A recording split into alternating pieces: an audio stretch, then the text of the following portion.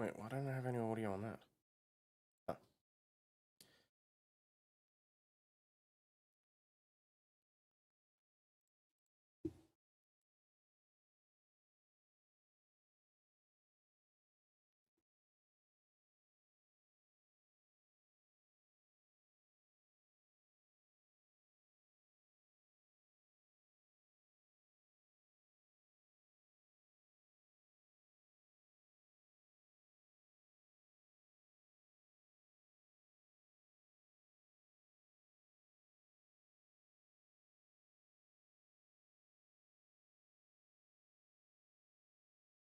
Taking a stand with his saucy charm and his legal know-how.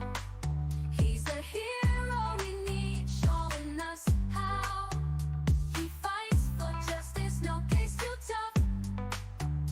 The RC Overlaw'd, he's more than enough.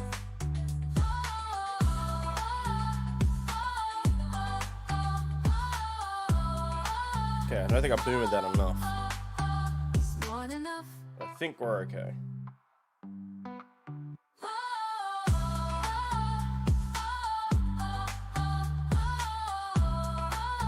Hey, no biting cables. In Melbourne town, where the Seriously, suits no biting all cables. grind, there's a lawyer with a yes, you can sit there, vision, one that's of a fine. kind. He's the RC Overlaw'd. Well, no, He'll fight that works for too. your rights, and he's got his own channel shining bright. From the You've already been outside, you're not courtroom to the web, he's got it all. Sharing legal knowledge, I think answering that's the call. right. That should be fine. It Breaks sounds like it we've got down audio. in a language we all Yep, that's good. understand. The RC Overlaw'd taking a stand with his saucy charm and his legal know-how. He's the hero we need, showing us how.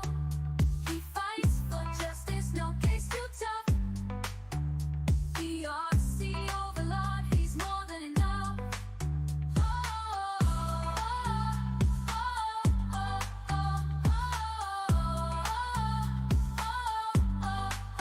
He's more than enough.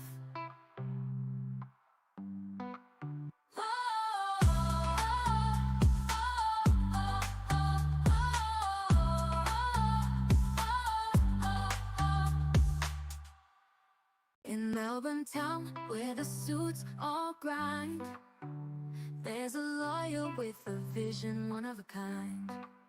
He's the RC Overlaw'd. He'll fight for your rights, and he's got his own channel shining bright. From the courtroom to the web, he's got it all. Sharing legal knowledge, answering the call. He breaks it down in a language we all understand. The RC Overlaw'd taking a stand with his saucy charm and his legal know-how. He's the hero we need, showing us how. He fights for justice, no case too tough. The RC Overlaw'd, he's more than enough.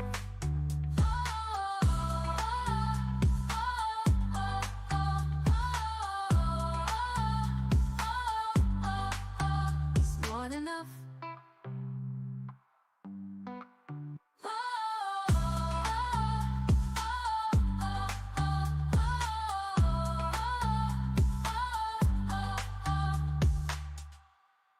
In Melbourne town, where the suits all grind, there's a lawyer with a vision, one of a kind.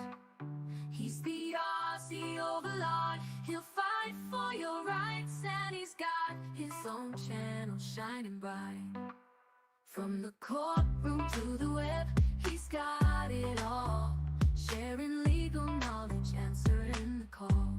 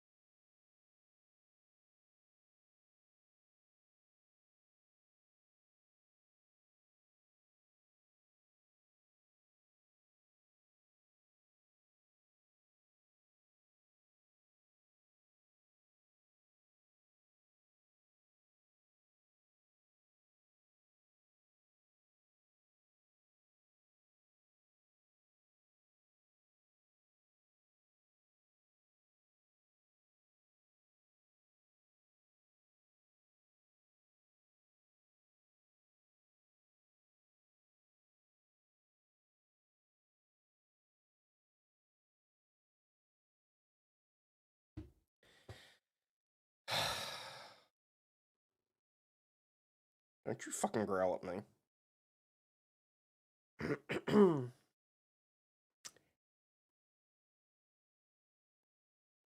Alright, let me just start over.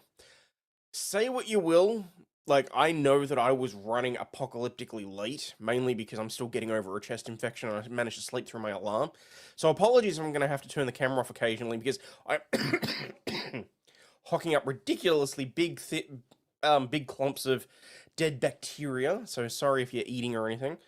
But seriously, I hit the go live button, ran the final sound checks to make sure everything was okay, was about to start the fucking timer. Little Lady Overlaw'd walks in without knocking and goes, "Can we add the eggs to the sea monkeys yet? We got her some sea monkeys for her birthday." No, I told you, that'll be tonight. And then immediately, as she's closing the door, she goes, "Oh, by the way, Jeff's just shit in your office." Fuck! So, had to sort that out. And go from there. So, and you know, it wouldn't be an Aussie Overlord stream if there wasn't some boomering with the audio. Hopefully you can hear me now. But yeah. So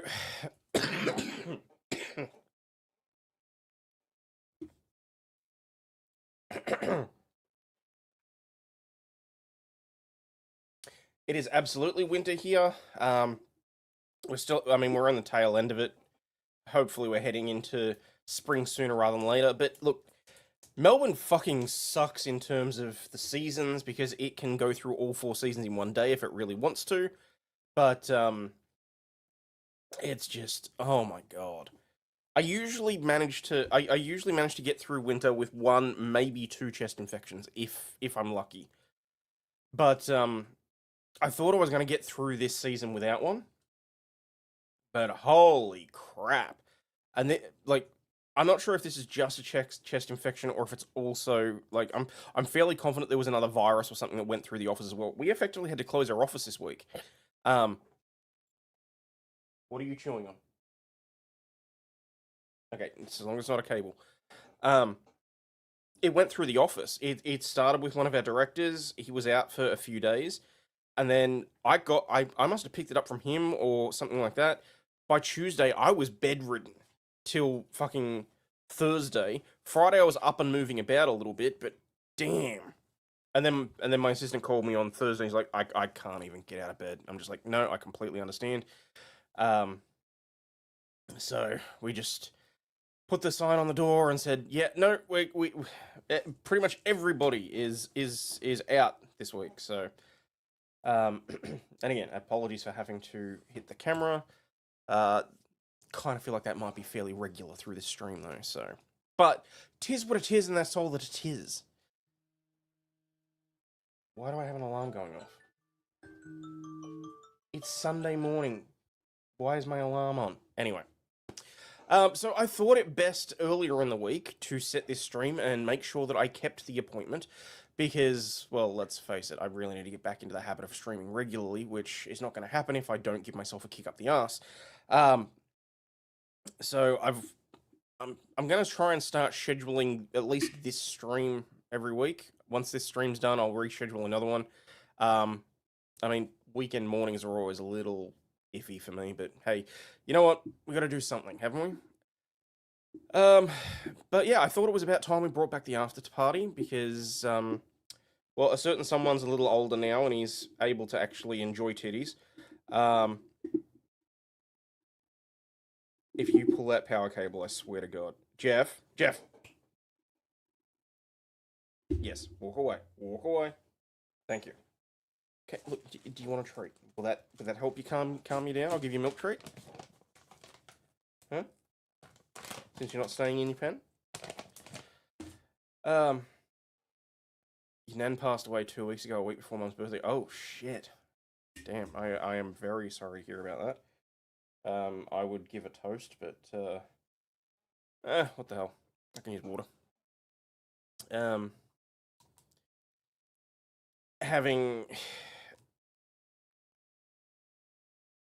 Yeah, I shouldn't be agreeing to do toast first thing in the morning, should I? I am sure she had a very long life, and she presumably was very well loved by her family, so... Yeah, I suck at this. Sorry. Sorry, Jaron. Best wishes and hopefully my condolences to the family, so... Fuck, I don't know why I try and do things ad-libbed. That's a huge problem that I have at the moment, is that my brain disengages, and, like... That's why I've had to try and do scripted videos, but the scripted videos are tanking so hard that I feel like I might as well be using...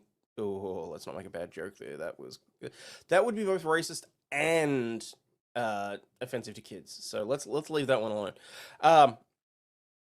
But I mean, for those of you that did or didn't see it, I put out a short compilation speedrun video for Law News and Laughter on the main channel. Fuck, did that tank? Like, I don't even know why I may even just destroy it, because that...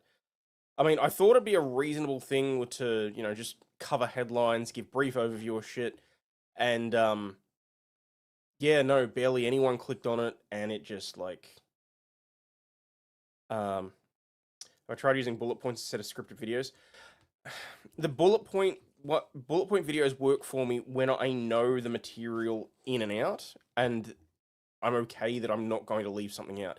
It's a confidence thing, I'm well aware of that, but at the same time, it's like, well, it was too short in your opinion? Really? Okay. I mean, it was supposed to be reminiscent of like a morning TV show news headline segment, if that makes sense. So, for those of you here in Australia, I was going for something along the lines of like when Today and Sunrise do the news headlines on the hour and that sort of thing, just to briefly cover over things, and for fuck's sake, just to get some content out there as well. So, Dazzler, if you can't hear me, plug your fucking headphones in, you stoner. Jesus.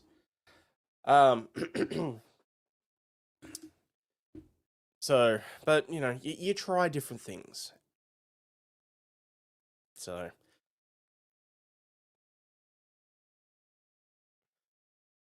Why is it that you can be cute when you really... Why can you be really cute when you want to be, but not most of the time? Huh? He's sitting there licking my knee. You gonna come say hello? Come here. Up. Up. Yes, I am patting my stomach. Up. No, you're just gonna look at me bewildered. That's fine. Okay. Hello, Psycho Doll. Good to see you're drunk as ever. Anyway, alright. Let's actually have a look at some stuff, so... what we're going to bring back the LFL. Someone pointed out that there is not only LFL, there is also lingerie fighting, so we'll get to that. We've got the Oscar Mayer Wiener 500 this year that I missed live because I want to watch that. We've got Demolition Derby, and I did want to have a look at Bearing's video on the whole Lindsay Clancy case, because I haven't had the time to be completely across that and up to date with it and all that sort of stuff. I mean, I've sat in Discord listening to friends talk about it. I've, done a little bit of reading on it and that sort of thing. I saw Joe and Runkle, and, I mean, of course, Bronco was going to have something to say about it. But at the same time, it's like, I don't really know enough about the in-depth sort of stuff of it, but, like, I was at an event where a family member actually asked me my opinion on it, and I said, well, look, unfortunately, I don't have enough coverage on it to know what I'm talking about to give any sort of educated opinion, or even an uneducated opinion in that case. And then that family member sort of made some fairly outlandish claims, and I wasn't prepared to accept that that was the case, because even if those claims were true, then it wouldn't really change the outcome of the case. I mean, she still killed was it 3 kids?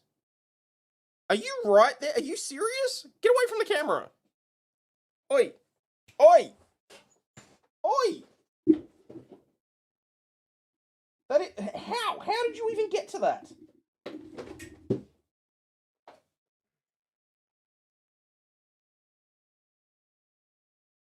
Oh god, please tell me my audio's still working. I just got a big thing flash up saying that various things had changed. No, that should be okay. I think that's still all going on fine. Alrighty. Alright. Big thing of this week, though, obviously, the death of Peter Cullen. Not to start off on too depressing a thing, but I mean, you know, growing up in the period where Transformers were big, and let's face it, I probably should have been born in the 80s instead of the 90s anyway. Peter Cullen voiced a good chunk of my childhood, given that I was watching the cartoons from that era, and you know, it's very sad to see that we lost him and Tim Curry in the same week. And as I said to my wife the other day, it's really disappointing because we're seeing so many legends pass away, and in my opinion, we are not seeing enough come through to replace them in order to be effectively pillars of entertainment. Like, I wouldn't say that there is anyone that I would equate to have the same range and skill as as Tim Curry or even as Peter Cullen. I mean, I know that they replaced him with Chris Hemsworth in the Transformers 1 cartoon movie. That, in my opinion, was just horrendous. I don't think it was... Like, it was nice that he helped Chris Hemsworth to try and embody what a young Optimus Prime would have been, but it wasn't the same. And I know that, you know, obviously you've got to go through life understanding there's going to be changes to things, there's going to be this, that, and the other. There's going to be a dead Cookie Monster, apparently.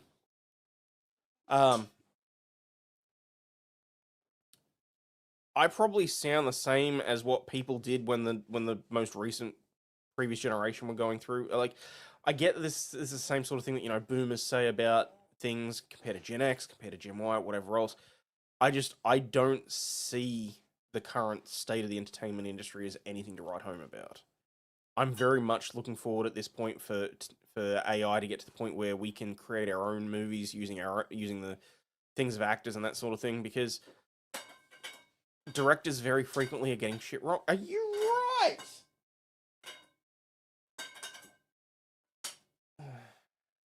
He's got a giant stuffed Cookie Monster toy that has like solid plastic eyes on it. So he's got Cookie Monster around the throat, and he's hitting it up against the freaking playpen. So that's why it sounds like someone what do you call it? Sliding a metal cup against bars. I have no opinion on Lindsay Clancy. I'm an old L&D nurse. Can't imagine what was going on in her head. Is your dog putting up scaffolding? Pretty much. 3 things cast and crew already did to make sure his voice isn't going to be used in AI. Ah. He's playing the drum beat. It smells like Teen Spirit. And I'm not gonna lie, I'm very on the fence about the use of AI. At this point, I think that it is going to cause unnecessary reality check to those in Hollywood and the entertainment industry, because they've gotten way too big for their britches. Like, how the amount of clout that they seem to think that they are at, you know, no, I'll put it this way. The number of them that think their dicks are big enough to swing to create change in the world is kind of pathetic at this point. And I'm over being lectured by people that, you know, may or may not have put their butthole on screen. And I'm very much over, like, I'm really trying here. And that's just the women. Yeah, exactly. Because at what point do we... How do I put this?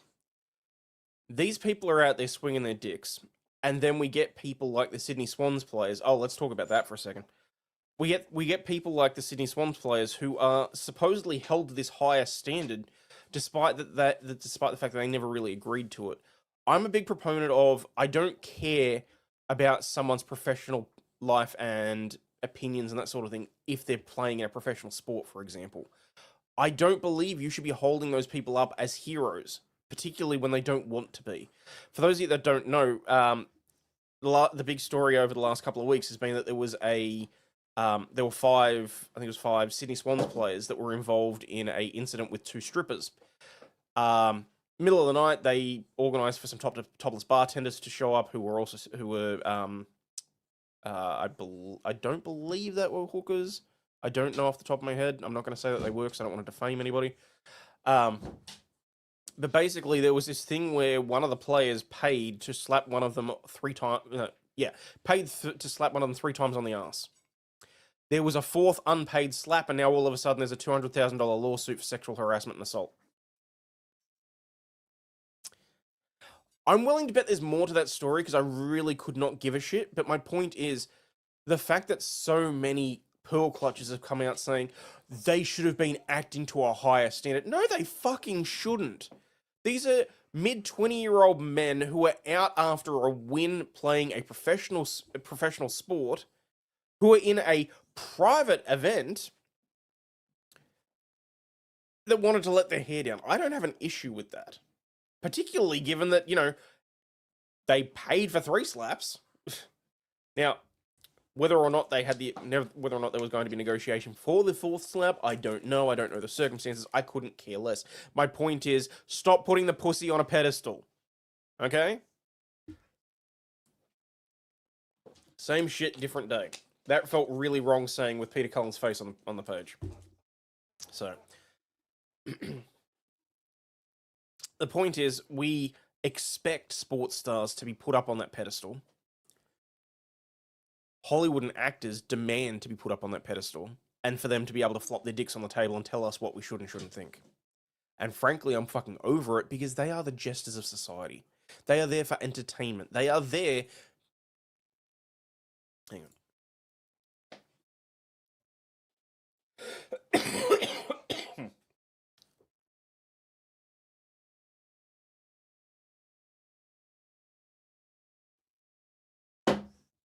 Sorry about that. They are the jesters of society. They are there for entertainment. They are not there to tell us what we should and shouldn't think. And I'm fucking sick and tired of it. I really, really am. Ladies of the night, because it sounds spookier. Well, I mean, look, some of the things you can catch from them are pretty scary. I kind of wish my studio was cleaner because I just show you what he's doing. But, he's going to town on Cookie Monster, let's put it that way. Don't need the moral police? Exactly. And, like, I don't care what your political opinions are. You are there on a screen to entertain me. And, like, it really is the adage, never meet your heroes. And, I mean, I use heroes very, very lightly there. Because why would I give a fuck about Mark Ruffalo's political leanings? And apparently he's been one of the most vocal ones that I'm aware of. I'm not 100% sure because I haven't really given a fuck.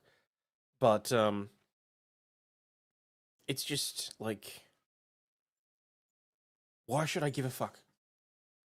If I pay for a movie, if I pay for a ticket, if I pay for a streaming service, I'm there for the story. I'm there to be entertained, not to have your political views shoved down my throat. That's why you're glad your Twitter account's suspended? What'd you do this time, Jason? Hey, MJ, how you doing? Sorry, you rebranded, didn't you? After Hours Respawn. My apologies.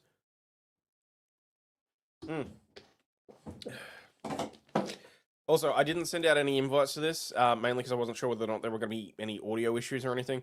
Seems okay, so if anyone wants to join to watch LFL and shit like that, they're more than welcome to hit me up on X. But, otherwise, we're just going to get into some of the fun, because, I mean, we've got the... I'll probably start with the bearing video just to get that out of the way so that I can understand what's going on with the Lindsay Clancy case. And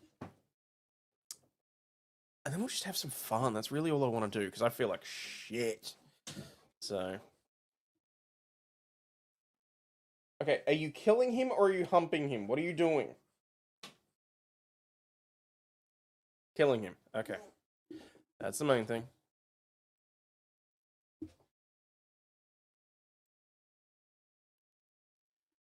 Alright. Discord? I think I've got Discord open. Yeah, that should be fine. Hey, Island.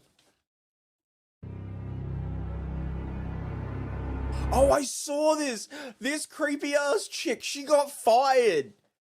So, like, cause the whole... Oh, she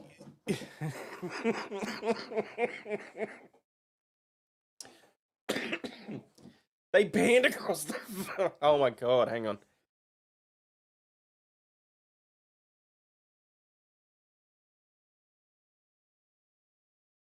Sorry. They panned across the courtroom, and she's fucking grinning like a witch. She's like...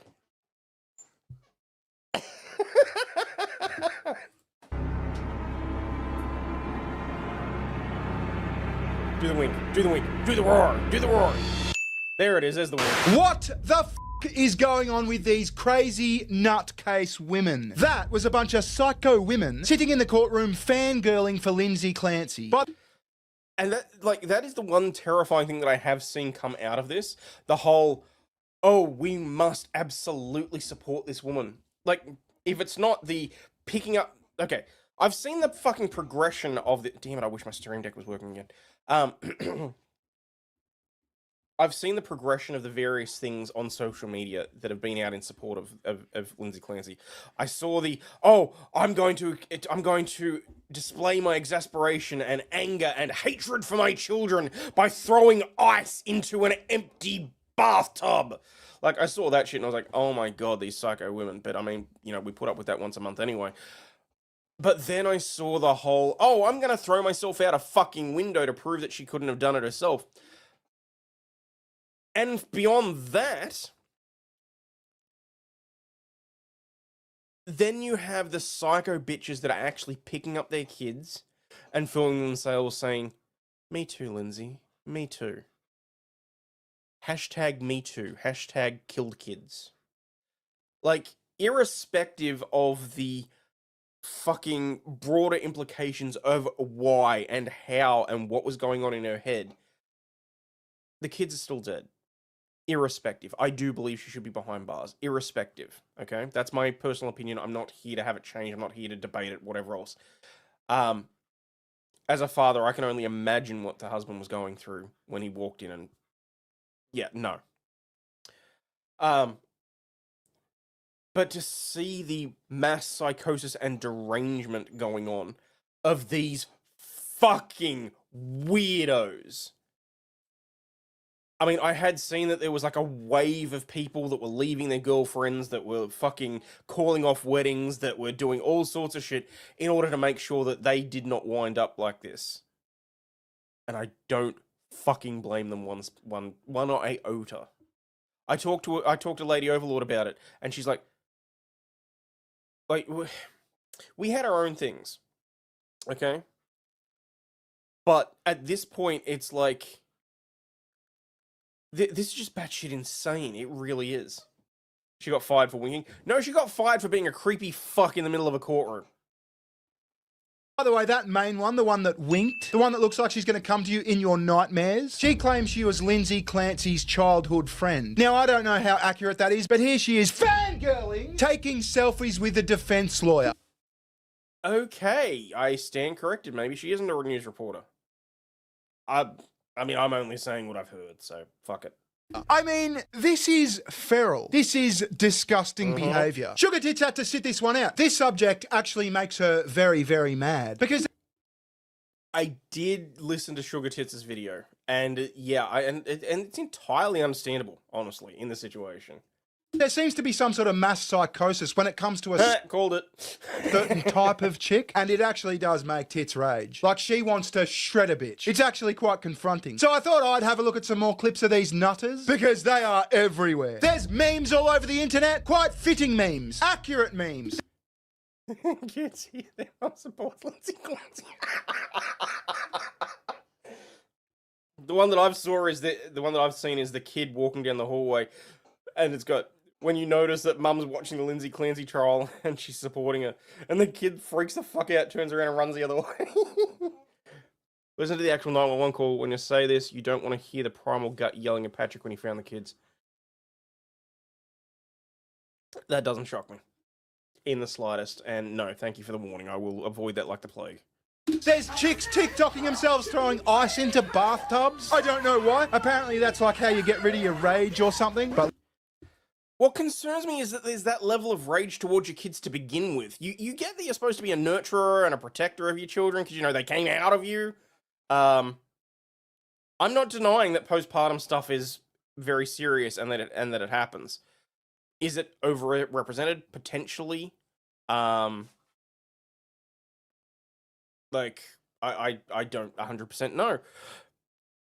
But what I will say is that after a certain point, provided you've received help, whatever else, this shouldn't be as pervasive as it seems to be.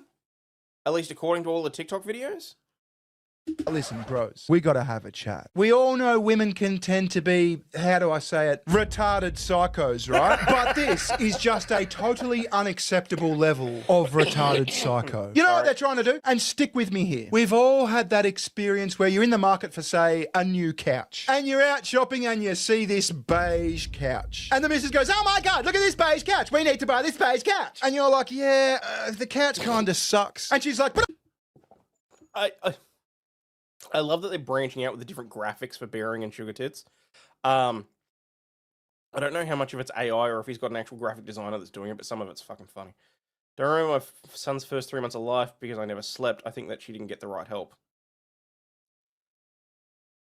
I would agree with you with the right help because my understanding is she got a rather large amount of help, but probably in the wrong areas. But oh my God, it would go with the curtains. Think about the rug. It would totally match our rug. And you're like, yeah, but it's fucking beige. The kid's going to spill shit on it. The fucking dog's going to jump on it. It's going to get dirty as fuck. It's kind of just not the right couch. And she's like, but I'll keep it clean. I'll buy one of those upholstery cleaning machines. Trust me, it'll be perfect. Let's buy the couch. And you're like, yeah, look, I just think the couch is a bit gay.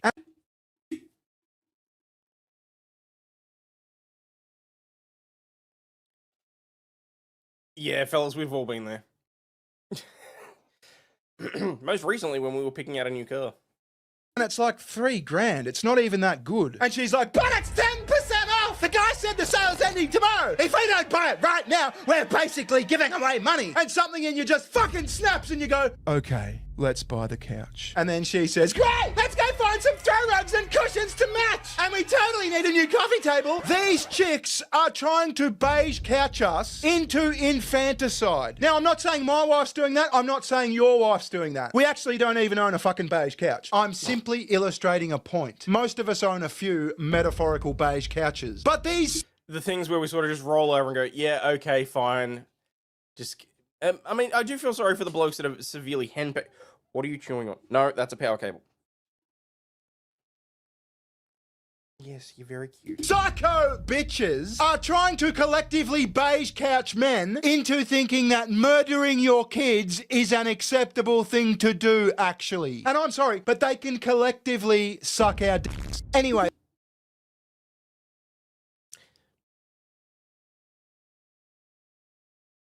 That was kind of blurred out. I think what he wanted to say there was collectively suck our dicks.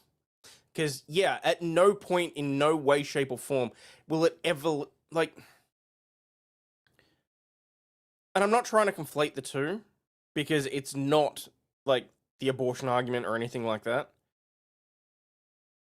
I'm not okay with the fact that certain areas are legalizing it right up till birth. Do I think that in certain instances it should be legal right up until the kid's 18? Maybe.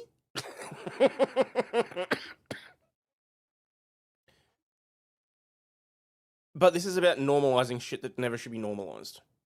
It's about... It's almost as if they want us to return to a primal, uneducated, uninformed, unenlightened society where we just act on our emotions and say we're not going to be able to control ourselves because we don't have higher reasoning or dignity or anything like that. I mean, I do see that we see various instances of that happening in society, but in no way, shape, or form are they ever going to convince me that it's okay to regress that far in society. Like, just no. Hey, let's have a look at some retarded psychos. Let's go! was definitely something I blindly trusted until I actually looked at how slow water regulation moves. Over 176 million people, water quality way more affordable. Type of fangirl we saw in court. We've got the emotionals, you know, the Lindsay Clancy's just a poor woman. Geez, Bambi, how could you say Bambi is bad? Since She's What the fuck is wrong with people? Are you insane? She's Bambi? Oh, he's gonna read it, so I don't need to. Hang on. this trial started, I've not been okay. Women didn't hear her voice in that diary. We heard our own. She loved those babies with her whole heart. She carried the entire mental load of that home and was drowning the whole time. She asked for help. We didn't catch her. Didn't she have, like, childcare and a maid and parents willing to take the kids off her hands and, like, don't get me wrong, I get this whole system probably failed her, but... He knew. Listen, I watched Patrick Clancy's testimony last night because I'm a true crime podcast now. And this whole she carried the whole load thing just wasn't present. This is an after the fact concoction. The facts are he worked hard for his family. He even started working from home. He started working from home because she was stressed and anxious. Now, after she had the last kid, she was super anxious about going back to work. So he said, it's okay, babe. You don't have to go back. You can be a stay-at-home mum. It's fine. He was taking them on holidays. He'd take them on family outings. They had a family boat. They'd go to the fucking lake or whatever the fuck. He was out running errands. He was out picking up takeaway food and medicine. Like when she offed the kids. This narrative that he was some sort of absent father / husband is just made up. He got rid of all of their stuff. She doesn't have anything.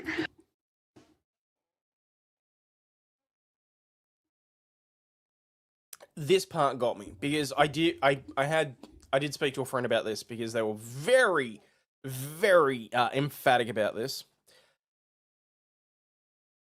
Look, is he going to likely down the track potentially regret throwing away the toys? Yes.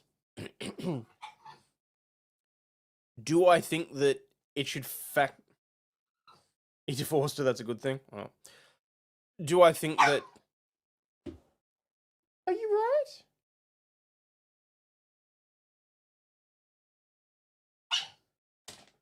How about a treat? You want a treat?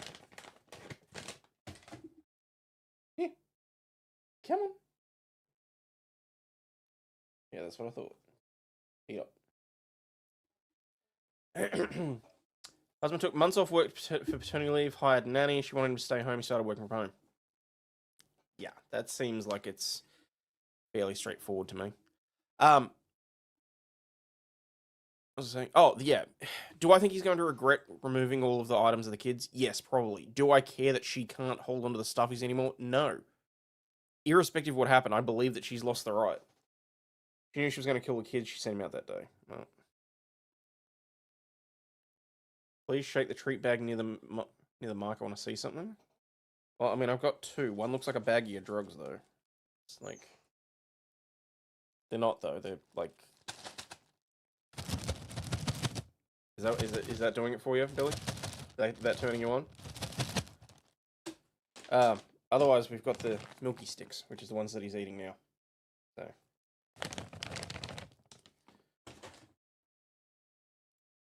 You guys, I can't. I can't. Like...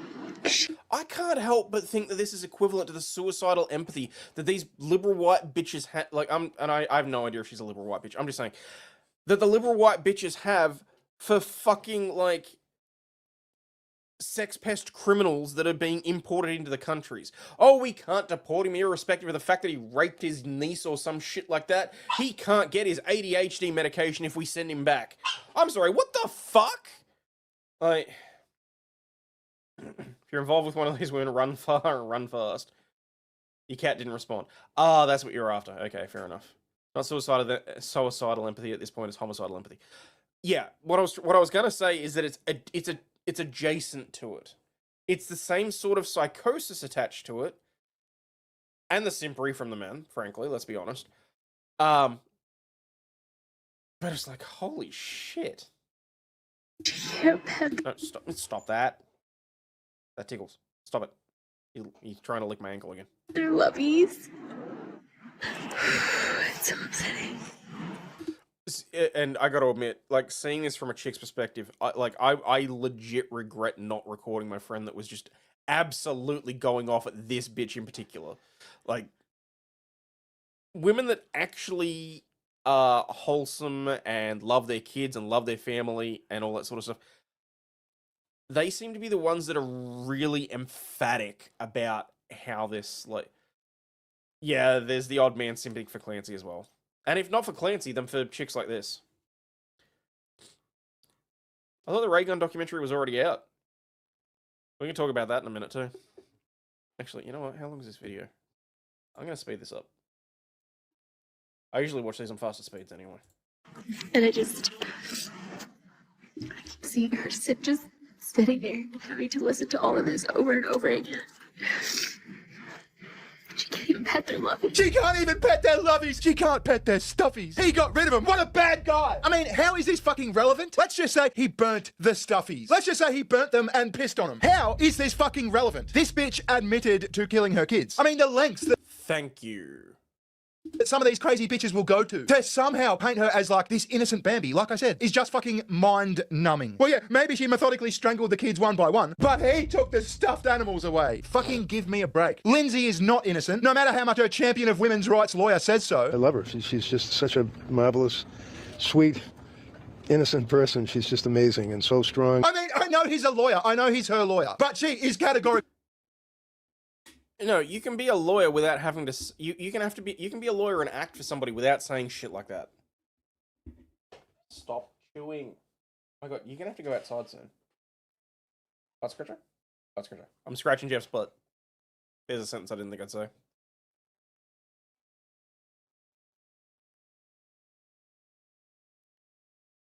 Better? You gonna stop chewing?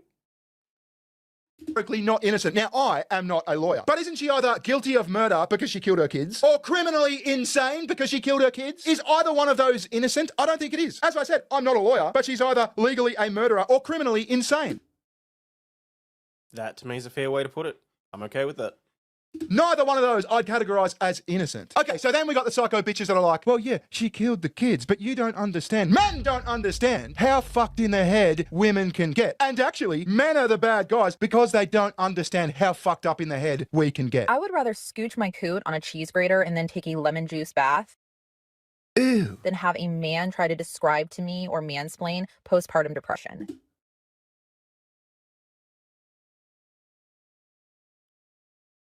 Wow. Wow. Someone be medically insane? That's a good way of put. Look, generally when you say clinically insane, it's the same. It's synonymous. So yes, you can be medically insane, effectively. Particularly if you're over medicated. So look, I'm not saying that there weren't significant factors in this case. I'm saying those kids are dead. Gary Plouch, enough said. Exactly. The day after I gave birth, the doctor came into the hospital room to check on me. Before he walked in, I was already in that hospital room for hours by myself, hysterically crying. Yeah, lady, I don't think anyone, or I don't think many people, are saying postpartum depression doesn't exist. It obviously does exist. It's a bad thing. We wish, and I'm speaking for most men collectively here, we wish it didn't exist. We don't want bad things to happen to you. Not only that, I also don't want to be I don't want any woman to be put in a situation where she feels that it's okay or necessary to off her kids. Believe your story. But I mean, wasn't that the whole damn it, at some point I'm probably actually gonna have to watch this trial. There's a difference between postpartum depression and postpartum psychosis, though. And it still doesn't change any of the facts.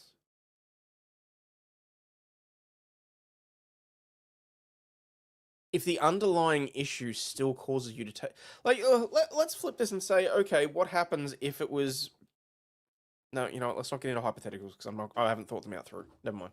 believe you when you say you went through some hell after the birth of your child. I accept that and I sympathise with that. You know what I don't sympathise with is killing your fucking kids. I mean, there's got to be a line somewhere, doesn't there? Us men can give accommodations. We can accept the fact that sometimes women are retarded psychos. But the line is kind of drawn at killing the kids. I mean, is that not reasonable? I couldn't stop. I looked at my child and all I saw was a loaf of bread. This baby that I tried for and wanted so much for 2 years felt like nothing to me. So until people start taking this topic seriously and actually This I will say, this is 100% accurate. But I will say it's also not necessarily just that it's so difficult for a doctor to listen to a woman. There's been scenarios where I, as the husband and father, have been completely disregarded and ignored. But no, I completely agree with this. actually fucking listen to what is going on with so many women, we're gonna keep having these situations like the Lindsay Clancy case. Well, firstly, congratulations on, not killing the kid. Well done. And see, here's the thing though. In the last week, I've seen 2 separate news articles where women have killed their kid. There was another case where they just went to sentencing because a woman in America slit both of her kids' throats. She's been sentenced. Hang on.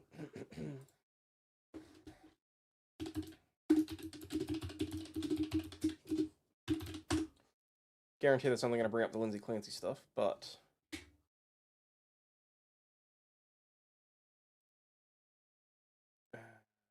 Where are we? That's Andrea Yates's case.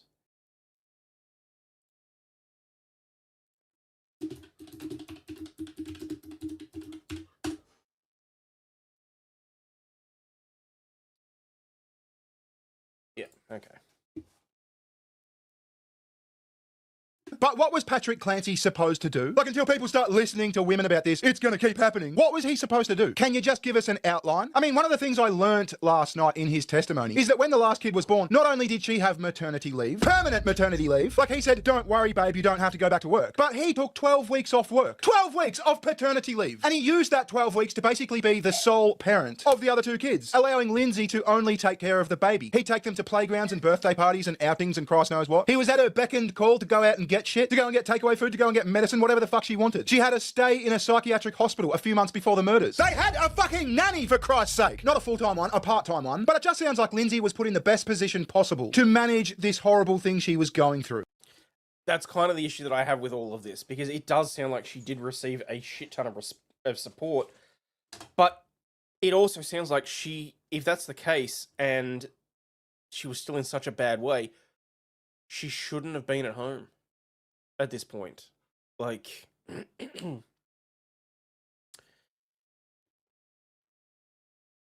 are you whinging about?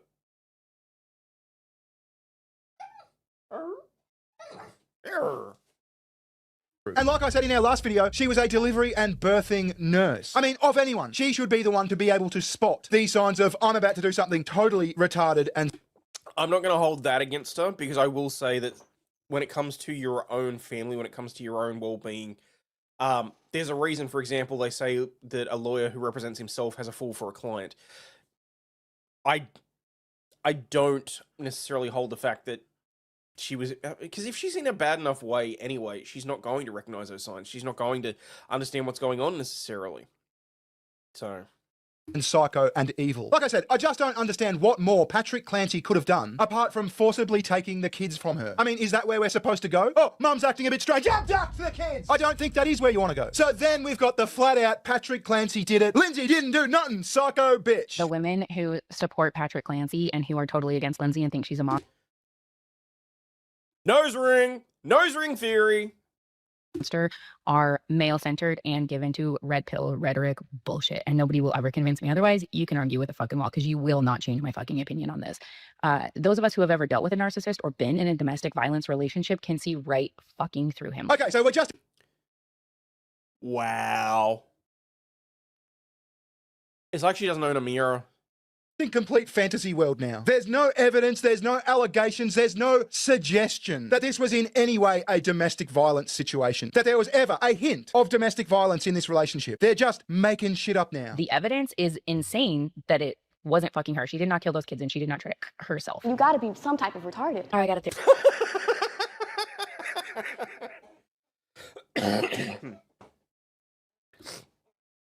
The thing that was brought up to me was, oh, his shoes changed. Did that even fucking happen? I'm really starting to think I need to actually sit down and watch through this trial.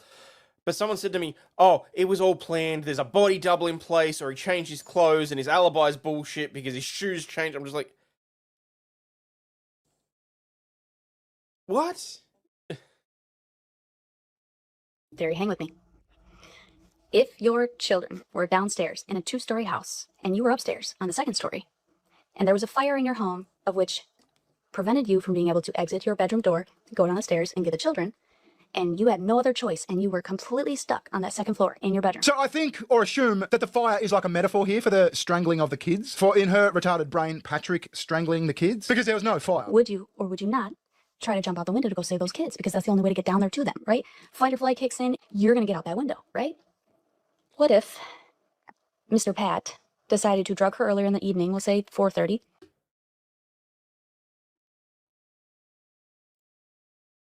It's not even a case that both things can be true. I think it's that both things are true. No, look, let her cook, because A, it builds a better case against her, but B, I get the premise of what she's trying to say, but it's completely fucking irrelevant to the case as far as I can see. By 5 o'clock, she started getting drowsy. He tells her, go upstairs, go take a rest. When she gets upstairs, she finally passes out, lays in the bed. A few minutes later, he comes upstairs. She looks knocked out. At that point, he injures her on the wrists and on the neck. He thinks she's dead, probably because of all the blood loss. A person who's not a nurse sees that much blood, guess what? They're either getting faint, queasy. He thinks she's done for. So he leaves, barricades the door, goes and does what he does. I hate it how these TikTokers cut off their fucking words. It looks like bad editing on my part. It's not. It's them. But you say... What if he drugged her and then hurt her and then barricaded the door, blah, blah, blah. There was no evidence of the door being barricaded. That was where I started this from. Because I read the news article that said a defense team says she did it. She says she did it. The husband says she did it. There's a call, the 911 call, basically, where, like...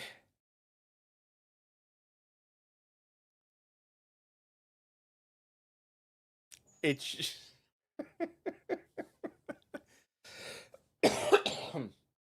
Alright.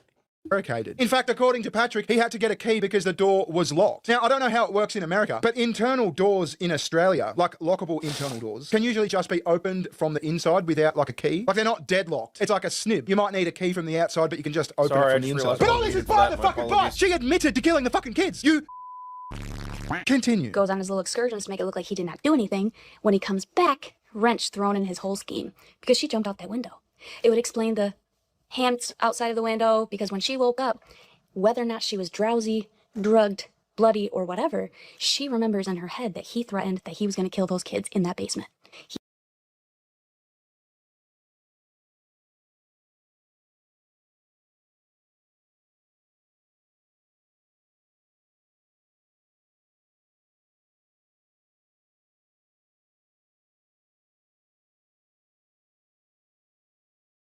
Oh my god, I was muted. Jesus Christ.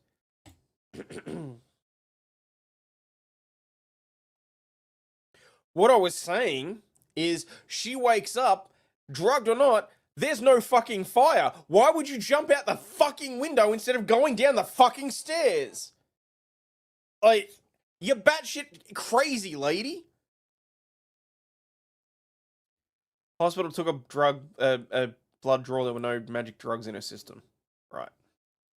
He told her the whole plan, because that's what a narcissist does. But that didn't happen. You're just making shit up. Like, there's no suggestion. There's no allegation. There's no testimony that that happened. These fucking chicks. This is just... I don't even have the fucking words to describe it. This is fan fiction, and it is sick. He wants to see the pain in her eyes, the fear in her eyes, to initiate this response. This is fucking projection to the nth degree. You can see it in this chick's eyes that she's going... This is everything bad that I've ever thought about men in my mind, and I finally have a target to project it onto. Whatever daddy issues you have, whatever boyfriend fucked you over in your past, I'm starting to agree that social media might be a bit of a cancer on society. So while he thought that she was dying upstairs, to his surprise, he comes home and she had actually made it out the window, ruining his whole entire plan. But I think it did. It wouldn't ruin his plan anyway! What the fuck?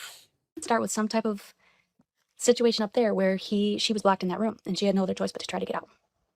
He moves the bed when he gets back, moves all the things around, maybe even cleans up the sheets on the bed. Has his handprints all over it. Literally, that's all. So this woman's whole fantasy is based on the fact that Patrick Clancy's handprints are on Patrick Clancy's bed. Fucking genius! Wow!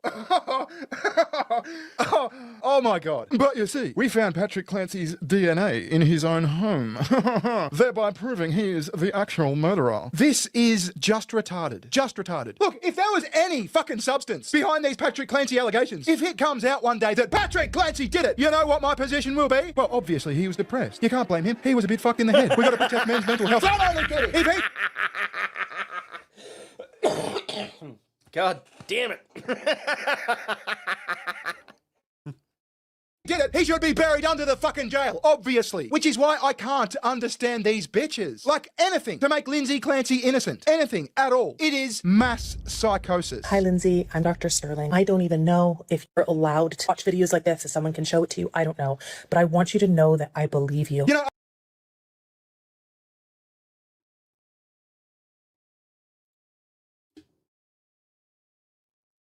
What the fuck is this?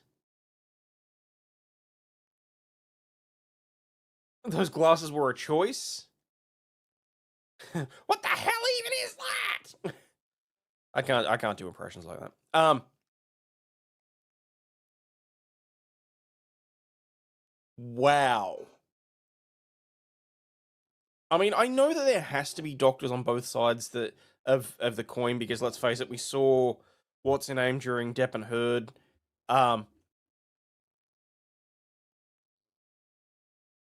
This to me has to be a publicity stunt.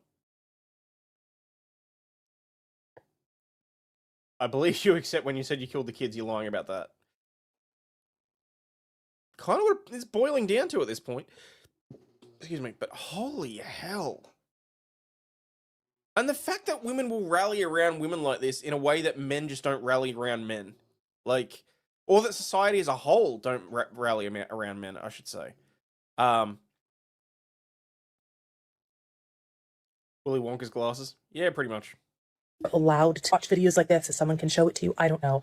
But I want you to know that I believe you. You know, I can't fault that. I actually believe her too. Because she came out and said I was a complete retarded psycho and killed my kids. I believe her too. We agree. Can we just take a second though to just admire this woman's job title? This is Dr. Noah Sterling. She's an OBGYN. A doctor. She's a doctor. From my perspective as an OBGYN, I believe that you were over-functioning throughout your entire postpartum period. I am blown away by...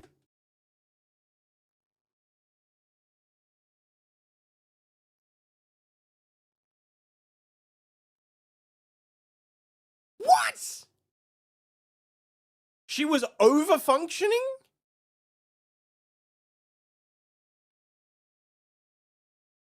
Ladies, I'm just going to put it out there. Maybe don't use this woman as an OBGYN. I'm really concerned that your pussies would be actually in danger. by how hard you were working to get better, while also working as a mom. I've got 3 kids. Know how much work it is, even when you are mentally well. It's so hard to take care of 3 kids. I don't know what else you could have done. You were far beyond. No, I agree that even having 1 kid, it can be incredibly mentally draining, especially when they deliberately admit that they're trying to turn your press your buttons and turn your knobs. Okay, that sounded creepy. Little Lady Overlord actually admitted to me the other day that she was doing things just to piss me off, to see how far she could push me. She's already 8, and we're sort of getting into that tension area. She probably had too much time on her hands. Well, clearly she was able to sit there and think up how to kill the kids and actually get her husband out of the house to do it. So, I don't think she necessarily had idle hands. I think maybe she was just...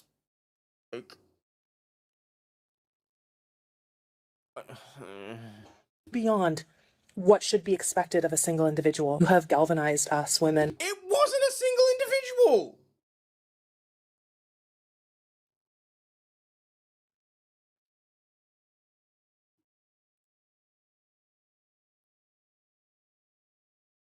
That's pretty fucking straightforward and pretty to the point. Yep. And you showed all of us that we can be honest and we can be real about what we experience. And we can kill our kids and expect to get away with it. I can't take this chick seriously. Like, they're cartoonish glasses. But more to the point, her opinion is fucking retarded. There you go, YouTube. I said it. You want to shadow ban me? I'm going to start saying the fucking words, okay? Experiences mothers. So thank you.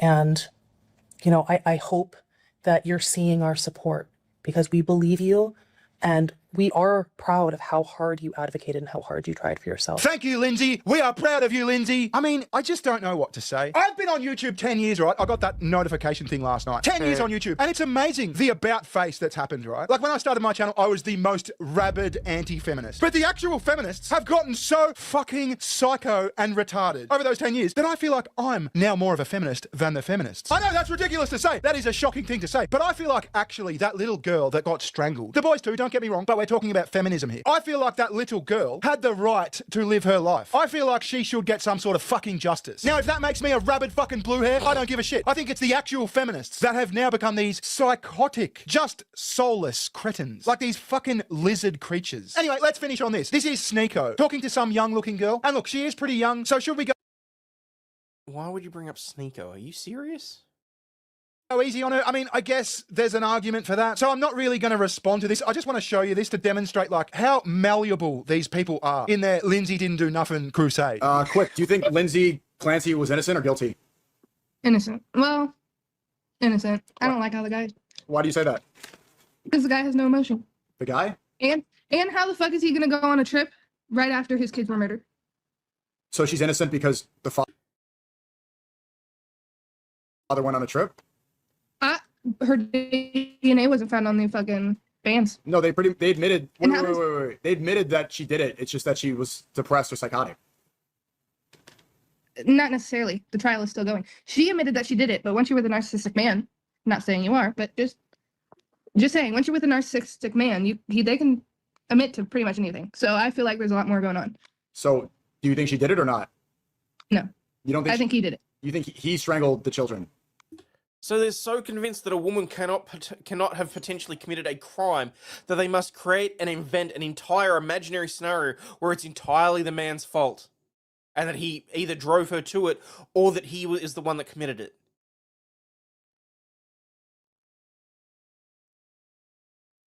Right. For the fact that his DNA was on it and hers was not, yes. Well, it's their children. And obviously I'm not as kind as Bearing. She is clearly at least 18, probably in her mid-20s. Like, if you're going to be this fucking retarded, then I'm going to call you out on your shit. So it's pretty likely that it could be DNA from the parents on the children. But how did she hold the bands to tie them in a knot she does not know how to do that he knows how to do because he is a sailor and it was a type of sailor's knot, right? You said a couple Her different DNA things. was not on the bands.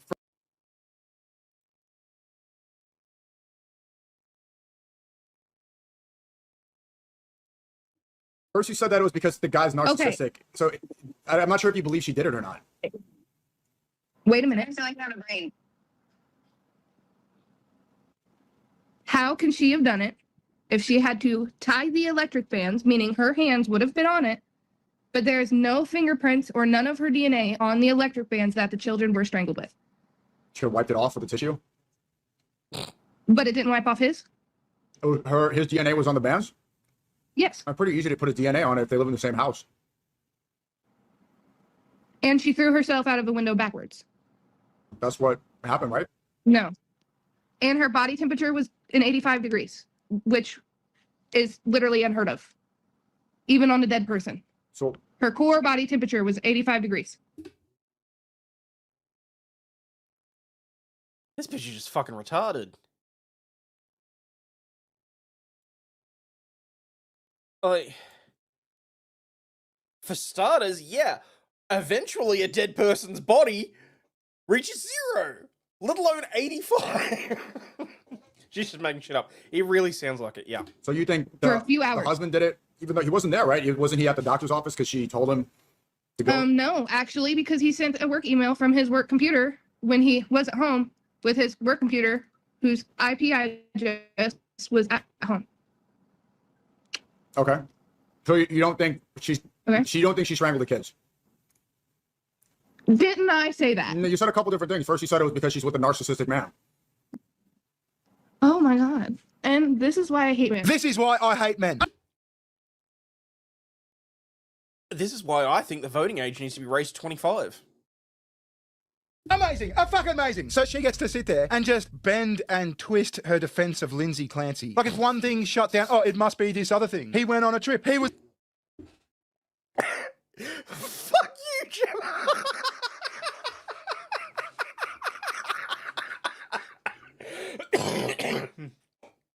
God damn, Jim, that caught me off guard.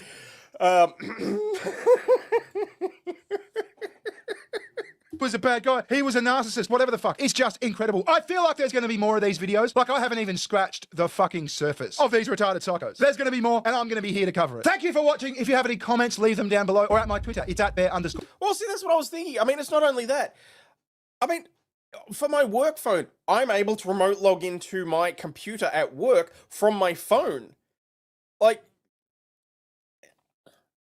even because even with the IP addresses, I mean, to be fair, that'd be shown because it'd be a different connection. But if it's sent from the computer itself, that IP address is the one that's going to be attached to the email. All this is people looking for an excuse to justify the fact that she killed the kids. That's all it is. Oh, we can't possibly be criticizing or crucifying a woman for killing her kids because no one in their right mind would do it. No fucking shit! You think, Sherlock?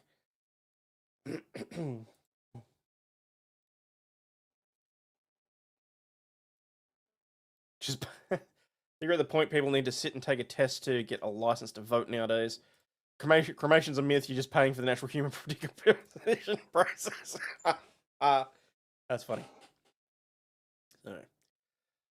Oh, all right. Long story short, I may actually have to sit and watch that fucking trial at some point because I need to be able to form a coherent and supported and properly, whatever else you want to call it, opinion on it. That doesn't just include me saying, she fucking killed the kids, she deserves to fry irrespective. Which is where I'm at emotionally and in my heart at the moment, so. But anyway. Been plenty of women throughout history that have deleted their own children. Yes. The logging into computers on the other side of the world with my phone is my job. Well, there you go. Oh. Alright. What do we want to do? Are we going to go with LFL, or are we going to go with the Demolition Derby, or the Oscar Mayer Wienermobile? I don't know if I want to do any of the lingerie fighting championships, because they're still pretty fucking active. And, like... You know, last thing I need is a copyright strike. Oh, also, I have had to private a bunch of the videos on this channel, which means that I'm now significantly less away from the monetization requirements of the 4,000 hours or whatever it is. Yes, I know there will be LFL, it's just in what order we do it. So, I'm going to go through and edit some things, but if people can just throw shit on in the background, I can just create like a playlist or whatever else, that'd be hugely appreciated. Even if it's on just like a computer that sits at home while you're out during the day. Also, I can't say this enough. If you see me post on X, I'm not one of those people that specifically says it, but for fuck's sake, if you can throw a like on the posts on X, that would be aces. Anyway. Alright, how about we do the Wienermobile race, and then we'll jump into LFL. Well, we're not really going to talk about fucking Lindy Chamberlain right now. If you do watch the trial, you can skip the first 2 days. It's a relevant bunch of cops. Oh, sweet. Thank you for the tip. Shit, there was something else I was going to talk about, and I meant to, like, pin it, but I can't remember. Oh, well. You know what? Fuck it. Doesn't matter. Alright. Oh, full race replay at 28 minutes? No, I'm not doing all that. I'm not going through all the chatting and all that sort of shit. I just want the actual race. Which looks like it starts at about there. Alright. Did I rebrand on X? No, I'm still a turning Aussie Overlord on X. It's more just like... I'm trying to get a little bit more traction, and, you know, unless you engage with the post, it doesn't get shared out. It, you know, it's all the usual social media shit. You thumbs up my food porn or thumbs up your posts. Yeah, okay. Tit for tat. Fair enough. Alright.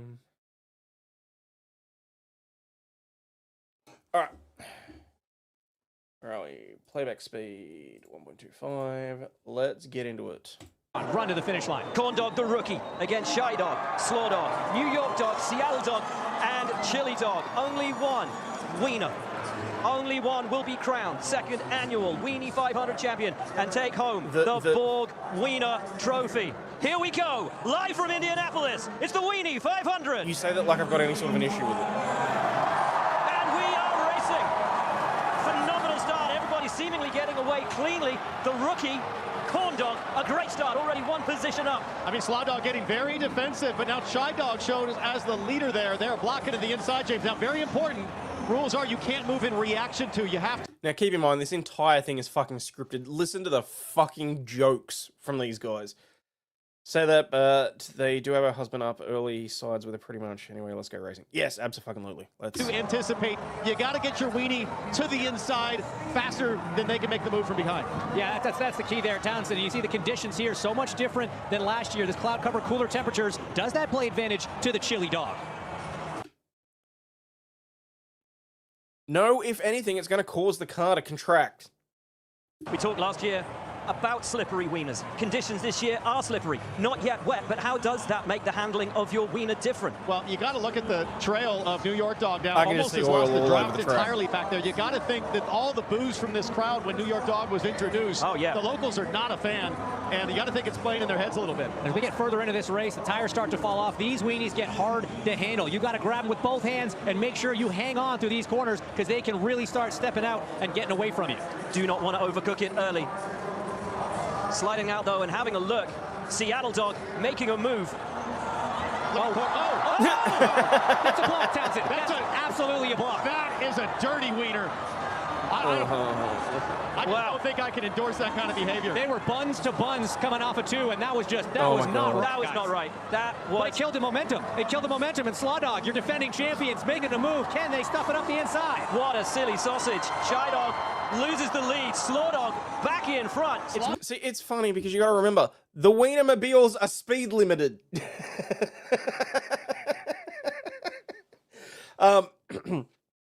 And honestly, the amount of innuendo in this, or in their endo, you thought it was AI? No, it's a legitimate race. It actually happens. This is the second annual Weenie 500.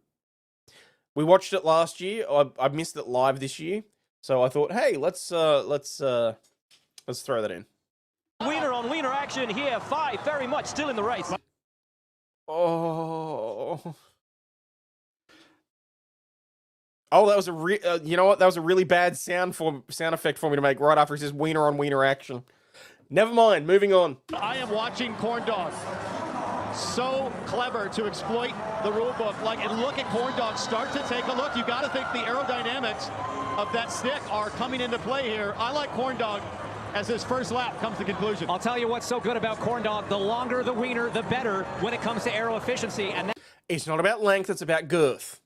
That tail coming off that stick, off the back of that wiener is really going to give them advantage at the end of the straights into turn 3. That wiener's got a stick in its ass. Just saying. And into turn 1. I'd say keep an eye at the start of the second lap for a big move into the first corner. You see at the back, Seattle Dog really struggling. Not sure if they'll be able to catch up to the rest of the field. It's going to be a big effort from there. James, you know what it... But the Seattle Dog's so used to playing with wieners. Why is it not able to get in front? All right, because it prefers to be behind. Takes Towns, and you know what it takes around this legendary racing circuit. When you have a moment like that on the first lap, how do you redouble your effort and get back into it? You know, I talked to some of the drivers before this, and they said it's a gentle touch with the wiener, actually. You would think it's two hands holding strong, but it's a gentle touch that really is the differentiator, to have the finesse when nursing it through the corners. Yeah, but if you use too much of a soft touch, there's going to be some premature condiments. You don't want to handle this too hard. Let's take a replay.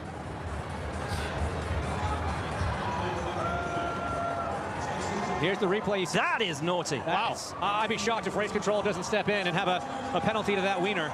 I mean, there's edging, and then there's just being blatant. And as we stand here on the front straightaway, we will watch these wieners go blowing by with authority. Slaw dog, chai dog, chili dog, and corn dog. Then New York dog, and of course Seattle dog bringing up the rear of the wiener train. It's the white flag. They're side by side. Side by side on the run down into turn one. 2 times, too wide. I just got to look at the back end of that corn dog, and it's disturbing. I just, the way that the air is moving off it suggests that he's able to not only have better straight line performance, but create dirty air behind for Seattle dog. Slow dog running high. Oh my god. Dirty air coming out the behind. Lovely. There's a tight opening there. I don't know if Chili Dog will be able to slide their wiener inside it, but as we exit turn one, I think we've got a battle for the lead. They are relishing this opportunity to take home that Borg Wiener trophy, guys. And I gotta say, never mind the Brickyard. When you've got 6 weenies running around the speedway, it's the Brat Yard right now, and it is an all-out dash on this final lap. I gotta say, they look like they were running much faster, much faster than last year. Look at this great shot from Corn Dog. You can just sense the urgency to make a move here, but 3 wieners to pass. That's a lot of wieners. How much are these wieners going to twitch, though, under that heavy load? Well, you know, the twitchiness, a twitchy wiener, though, is something that you can really calm down with the control. Oh! You talk about control. Right up the inside now. Side by side as they come off turn 2. Chili Dog with a run on Slow Dog. Edging, edging, edging. Pushes that wiener all the way to the front. But think of the hole that wiener is pushing through the air. It's creating an opportunity. And here comes Shy Dog. Shy Dog. 3 wide. Oh, my goodness. 4 wide. 4 wieners side by side. This is incredible. It's wobbling. We got a wobbly wiener in 4th. That's Slaw Dog, but New York Dog from the back to the front. There are 3 in line to the low line, but all of a sudden, as Alex Palou, last year's Indy 500 champion, watches on. He likes what he sees. Oh, they're getting squirrely. I think they're losing the tires. They are. They've overcooked the tires. This is meaty. You got to think there's a beef, though, from that earlier swerve between some of the drivers. It's about to get settled. What an incredible comeback from the New York Dog. This crowd was not a fan last year as New York faced off against Indiana. But did they get too far ahead? Has that created an opportunity for that 3-car train to make a run coming off of turn 4? Big boos coming from the crowd. Chili Dog, Slow Dog, Chai Dog pounding their wieners through the final corners. Who's brave enough to shove it in and take their chance? You see that big lead that New York Dog has? That's a bold strategy, Townsend. Let's see how it works out for him. I'm looking at that aerial shot, and I'm seeing late speed from Corn Dog thrusting through turn 4. It's not over yet. It's never over at the Weenie 500. Look at this. 6 wieners, tip to tip. No, not this racetrack, trying to settle this score, guys. Slaw Dog desperately wanted to retain that title. I'm not sure they got it. How much you want to bet next year they include a burnt dog? New York Dog hanging on. Oh no! Who can force the wiener to the front? The gap is massive right now for New York Dog. Who's going to edge it? Corn Dog right at the back. I don't think they've got a chance. Chili Dog's in with the shout. Slow Dog's in with the shout. New York Dog has the run to the line. Here comes New York Dog. Chili Dog looking to make the move around the outside on the run. A DEI dog. Who's it going to be? It's New York Dog, and the crowd hate it. The crowd are on their feet and furious. I like the idea behind this, I really do. But after a certain point, the commentary just, like, the innuendo just... Yeah. It's kind of like when you're watching, like, the Red Bull downhill kart things, like, that's fun as fuck, and I think they could have so much more fun with this. Leave the cock jokes at home, people. Seriously. Let's watch some tits.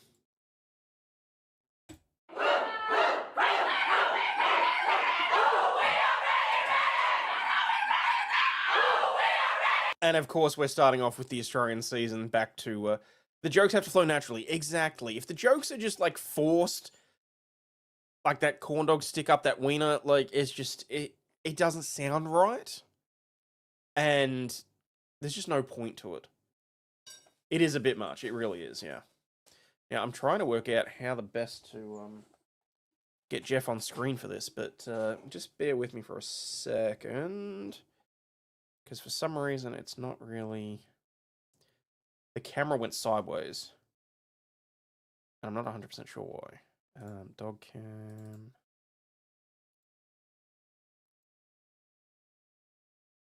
Oh, there we go.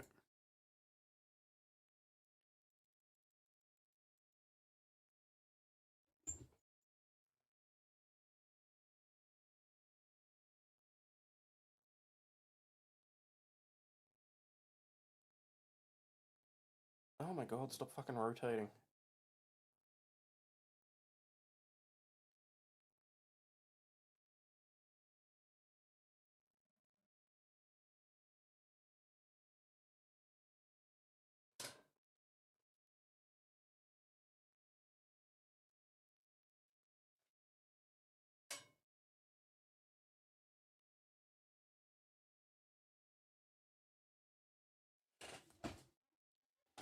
Okay, that should work there. Shit, now I don't know how to actually get him on the screen.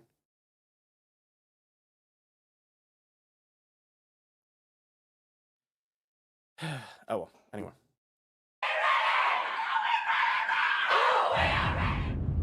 Life comes down to moments. Hell yeah. Moments of triumph and moments of failure. Tonight is my moment. Tonight is our moment on a stage for the world to see. The battle begins now. LFL supremacy in Australia. Welcome, LFL fans, to Sydney, Australia for LFL Football Night Down Under. Mitch Mortaza, your host, alongside Australian gridiron legend John Rowe. John, a big matchup tonight to start your broadcasting debut with the LFL. You've got the Queensland Brigade versus the New South Wales Surge. Talk to us about the significance of this game. It's going to be huge. It's what we call the State of Origin matchup. We've got the biggest event of American football ever in Australia, millions watching on television. This game is going to be huge. But let's talk about the away team tonight, the Brigade. The key for them is their quarterback, Jane Caldwell, 5'7", and definitely the leader of this team. But is it wrong that all I just heard him in the back of my head was him going, Janie? God, I miss him. Some have questioned the strength and the accuracy of her right arm. On defense tonight, Cody House, the muscular, prototypical linebacker. She needs to flow everywhere on this field tonight. She's also got to spy the New South Wales quarterback, Jacinda Barclay. Barclay's impressive. Watching her in the preseason, she is coming into this game as the #1 ranked quarterback in all of LFL Australia. Standing behind her is the #1 ranked club in all of LFL Australia. And for a closer look at the New South Wales Surge, we go down to the field to the third member of our broadcast team, Sarah Godfrey. Thanks, Mitch and John, and it's a pleasure to join you guys this season. Yes, I've been with the New South Wales Surge for most of the day, and they definitely seem to have a high level of confidence. Most of their success tonight will depend on rookie quarterback Jacinda Barclay. And Barclay is believed to be the most complete quarterback this preseason. Barclay has the tools, a strong arm, physical runner, and accuracy. It's hilarious. I've watched this exact episode I've watched this exact game how many times, and like every time it's like watching it for the first time, but it's been long enough that I can just sit and enjoy it again. Where's Bonnie? Bonnie's coming up. She's on the New South Wales team. She's coming up. Don't stress. Defensively, it's Australian native Chloe Butler, who played in the US League and also won 2 championship series. Now she has returned to Australia to introduce the sport to her home country. Butler is perhaps the most athletic player out here tonight, and Surge coaches have said they will let her loose to attack Queensland quarterback Jane Caldwell. So the stage is set. With a lot of anxiety and excitement, we are now ready for kickoff. Back to you guys. It is the Queensland Brigade versus the New South Wales Surge. Kickoff is next. Back to Sydney, Australia. And before we kick off this match, we go down to the field where Sarah Godfrey is with Chloe Butler. Thanks, Mitch. I'm with one of the most recognised faces in LFL globally. It's Australian native Chloe Butler. Chloe, how special does it feel to have gained the highest level of success in the States and also known as a USA All-Star just moments before kickoff here in Australia? Oh, Sarah, you know, there's no words to describe how this feels. You know, from a young girl, you want to be an elite female athlete, and here I am on one of the best grandstands in Australia, you know, playing the game I love, football. Well, good luck. And this is history in the making. Back to you guys. Thanks, Sarah. It is absolutely history in the making. We are just moments away from the state of origin. The Queensland Brigade versus the New South Wales Surge, John. This is fantastic. These ladies are primed. They're ready to go. They've been training a long time for this. Such emotion. You got to figure that nerves are going to be on edge until you get that first contact. And there is Mo Gaxiola getting us underway. Deep kick. Kamar Fennell brings it out for Queensland. She is still running. Fennell all the way out to the Queensland 23-yard line. You can tell tomorrow's... See, say what you will about the sport, but the athleticism of these girls at the very fucking least. Like, they just... There's a reason we keep watching the Australian seasons over and over again. Because they play hard, like, and they hit hard. Played this game before. Look at the way she takes the ball, the way she cuts, and the way she changes the ball hands. This will be critical for Jane now to lead this team. See what they can do against the Surge. That is Jane Caldwell, the rookie quarterback. I guess everybody's a rookie at this stage for the Queensland Brigade. It'll be 1st and 10 from the Queensland 23. The handoff goes to Fennell. Fennell tries the right side and just trying to motor her way for a couple yards. You can see the quarterback call there, just having a look at the defense, making the decisions, and now she gets a signal in from the sideline. Let's see what they're going to do here. There's Mo Gaxiola, who came over from the Los Angeles Temptation, one of a few U.S. imports that are playing in LFL Australia this year. Now it is 2nd and 7. Caldwell back to pass, looks over the middle. Cody House, big completion. And Jane Caldwell looking more and more comfortable in that pocket. We had an opportunity to visit with her earlier in the day. I've been working with this offensive scheme for 2 years now. I feel very confident coming into tonight's game and pulling off the W. Caldwell showing the skills there with that great pass over the middle to Cody House. One of those potential franchise quarterbacks. Now looking at a 1st and 10, dropping back in the pocket. Now sees an opening on the left side. Caldwell still on her feet, all the way down to the 1-yard line. Just occurred to me, I'm looking at this on the OBS screen, wondering why I can't actually there's a high see chance shit. of humidity right there. The Surge, that I thought was a designed quarterback draw, but it was actually a pass because the receivers looked. And down. Caldwell decided to run it herself. Great recognition when the play breaks down. Looking like a veteran pocket passer there, taking off with the ball. And Now you got to 1st admit, and like goal some from of the the New South Wales innuendo in 1-yard this is line. hilarious. In the Chloe pocket. Butler looking to hit that gap. I'm sure Chloe was looking to hit the gap. Now inside handoff to Fennell. Amanda James coming up from that linebacker position. Great goal line stand. James with a great tackle. I think the Brigade thought they were in. I think they're just short. That will set up a 2nd and goal as we meet the New South Wales defense. Tahina Booth, defensive end. Chloe Butler, defensive end. Monique Gaxiola, middle linebacker. Lisa Todeke, corner. Bronchizar, corner. Amanda AJ James, safety. Mallory Vogelhuber, safety. That defense will need to step up, and they do in a big way. Big hit from the Surge. Oh, that's what we like, a bit of fire first up. This is a state of origin matchup. As you guys say here in Australia, we are bringing the Biff back, right, John? That's so true. It's amazing to see these athletes just ready to go. Now a 3rd and goal. That interior defense of New South Wales is really hitting those inside gaps. And there's a lot of penetration from that side of the ball. Now, see, it's funny because you know that they were trying to force some of the jokes early on, but when they were able to just let it play out and have fun with it, it was so much better. Wait. 3rd and goal inside the 1. As Jane Caldwell observes that defense. Yet another handoff and a fumble. It's a fumble. Bunnell seems to have recovered and advancing the ball, but they will lose yardage. Now back to the 2-yard line. Wow, New South Wales just shot out of a cannon, and we said they were almost going to take the snap, take the handoff. Defense just is doing a fantastic job. Are you telling me Brigade just can't get that 1 yard for a touchdown? They need to do something big here. That was the U.S. import Mo Gaxiola from the Los Angeles Temptation hitting the gap. Charge timeout. And now we've got a timeout on the field. That is their only timeout for the half. Mitch, I think the Brigade are a little bit rattled. You can see Serge here, Coach Gaffey. I'm sure it actually he's makes revving sense. them up. He I knows just think it's funny. he's on his own goal line. I've got to stop him. New South Wales is doing a great job. They're doing a great job, but I think a lot of people did not expect this kind of offensive display from the Brigade. And now they're on the doorstep once again. And the cameraman understood the fucking objective of this as well. Like, say what you want, okay? Yes, we're not going to hide behind it. There's a little bit of titillation and objectification in this, okay?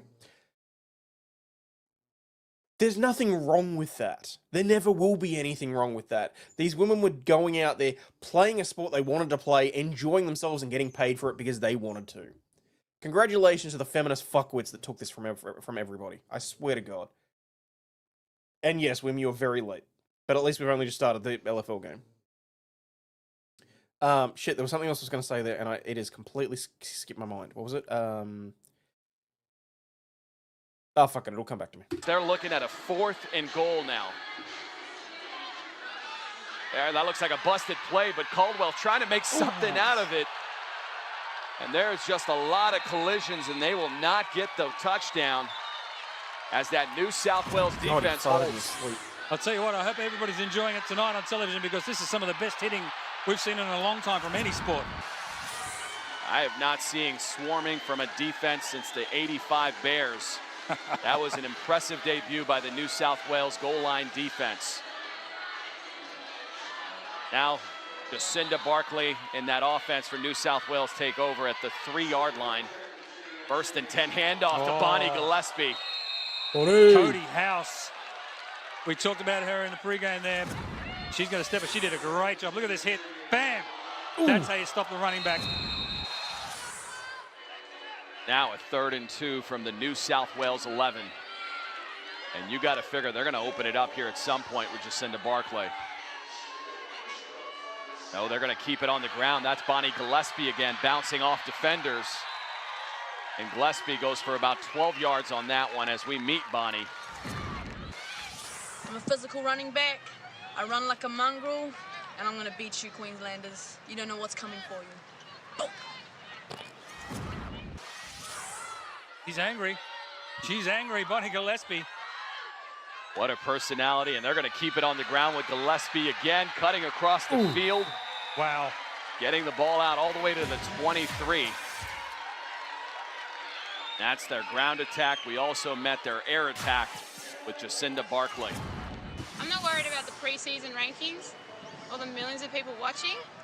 It's all about my team and the girls and simplifying the game.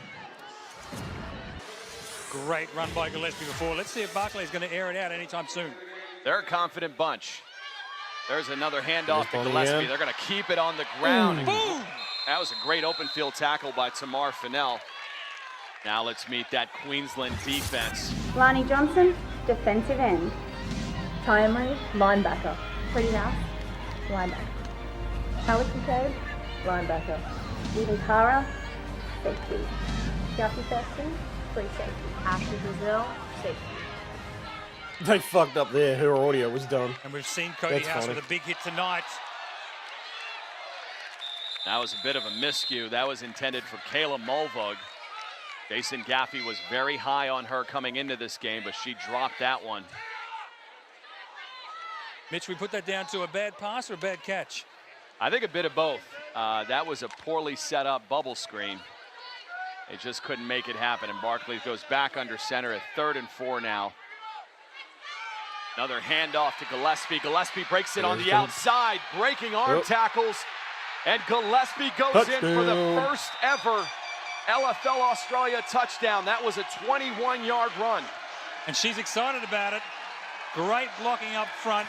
Great cutback. Let's have a look at this. She takes the handoff to the left, starts the cutback to the right. But Brisbane Brigade's going to have to do a much better job of those angles if they need to tackle her. Shows the pace. Nicely done. And look at Sherry Onley here on the seal block. Wow. Opening up that outside for Gillespie. Sherry Onley, after she finished that block, she went down to find somebody else. Former Gladiator Sherry Onley. What a great start for this offense. Marching down the field. Cover-up tape as it is. Many suspected against a very small Queensland I think most of it's rock defense. tape. Now, Mitch, just checking. There's no kicking here. They're going to run and pass it. This will be a 2-point attempt from the 3-yard line to Gillespie. And nobody can get on the outside faster than her. She'll go in for the 2, giving New South Wales an 8-0 lead. Great run to the left. I think she's been practicing those touchdown dances. She is just a bolt of energy for this offense. She certainly is. I know it's not the end of the game just yet, and that's the first touchdown, but Queensland need to come back real quick. Mo Gaxiola will do the honors once again as New South Wales is up 8-0. Deep kickoff. Lamar Fennell back, inside handoff, a little double reverse. Chloe Butler chases it down. That got stopped big time by the surge. Brigade trying a little bit of trickery there, Mitch, a bit of reverse. Is it? Oh, shit. New South Wales staying disciplined and staying in their lanes as their defense will now take over to face Jane Caldwell in Queensland. We met up with this defense, specifically Amanda James, to talk about their respect for Jane Caldwell. 3 years later, I still can't get over the fact he still says We've watched Queensland. game film on their offense. I've watched Jane Caldwell and her arm strength, and nothing about that and her impresses me. Wow. Wow, John. The shit talking. Talking it up off the field. You better bring it on the field. You can definitely tell there's no love lost between these two. It carries over from the rugby world over to the gridiron field. There's some serious smash talking here between the State of Origin matchup. Now that Queensland offense is backed up inside the 1 as that reverse kickoff did not work out. Now Caldwell with the quick snap out in the flat to Cody House. And House will go for about 5 as we wind down the first quarter. And New South Wales leading this one 8-0. Back to Penrith, New South Wales, just outside of Sydney, Australia, for the State of Origin matchup between the Queensland Brigade and the New South Wales Surge. John, now Queensland's looking at a 2nd and 5 from their own 6-yard line. Caldwell's been impressive so far tonight, 2 from 2 with the passing. She's hit Cody House twice. Nice target. Let's see if they can get the run game going. House definitely seems to be her go-to target. Now a 2nd and 5, and they're going to keep it in the air. The exact same route intended to House earlier in the first quarter. That one's incomplete. You can hear Caldwell there just talking to House, saying where she expects her to look for the ball. There's a little bit of timing involved here. Yeah, you got to think there are nerves involved. There's a lack of continuity. This is very early in the infancy. This, not only this league, this sport in Australia. You do have to cut the offenses some slack here as we look at a 3rd and 5 from the Queensland 6. Caldwell, outside handoff goes to Tamar Fennell. Great stiff arm by Fennell, still fighting. She's a little Mighty Mouse. And she'll be even better if those Brigade wide receivers can actually hold their blocks a bit longer. Fennell with a great run, she needs some help. That went for about 11 yards to the outside, and watch this stiff arm, John. That is the little Do I really Mighty need to Mouse make the from joke about Cleveland the Crush arm from being the US not being the only League. thing stiff? And as you can see, she's posted some impressive numbers in 2013. Mitch, we call that a big don't argue in Australia. That was a great fend off.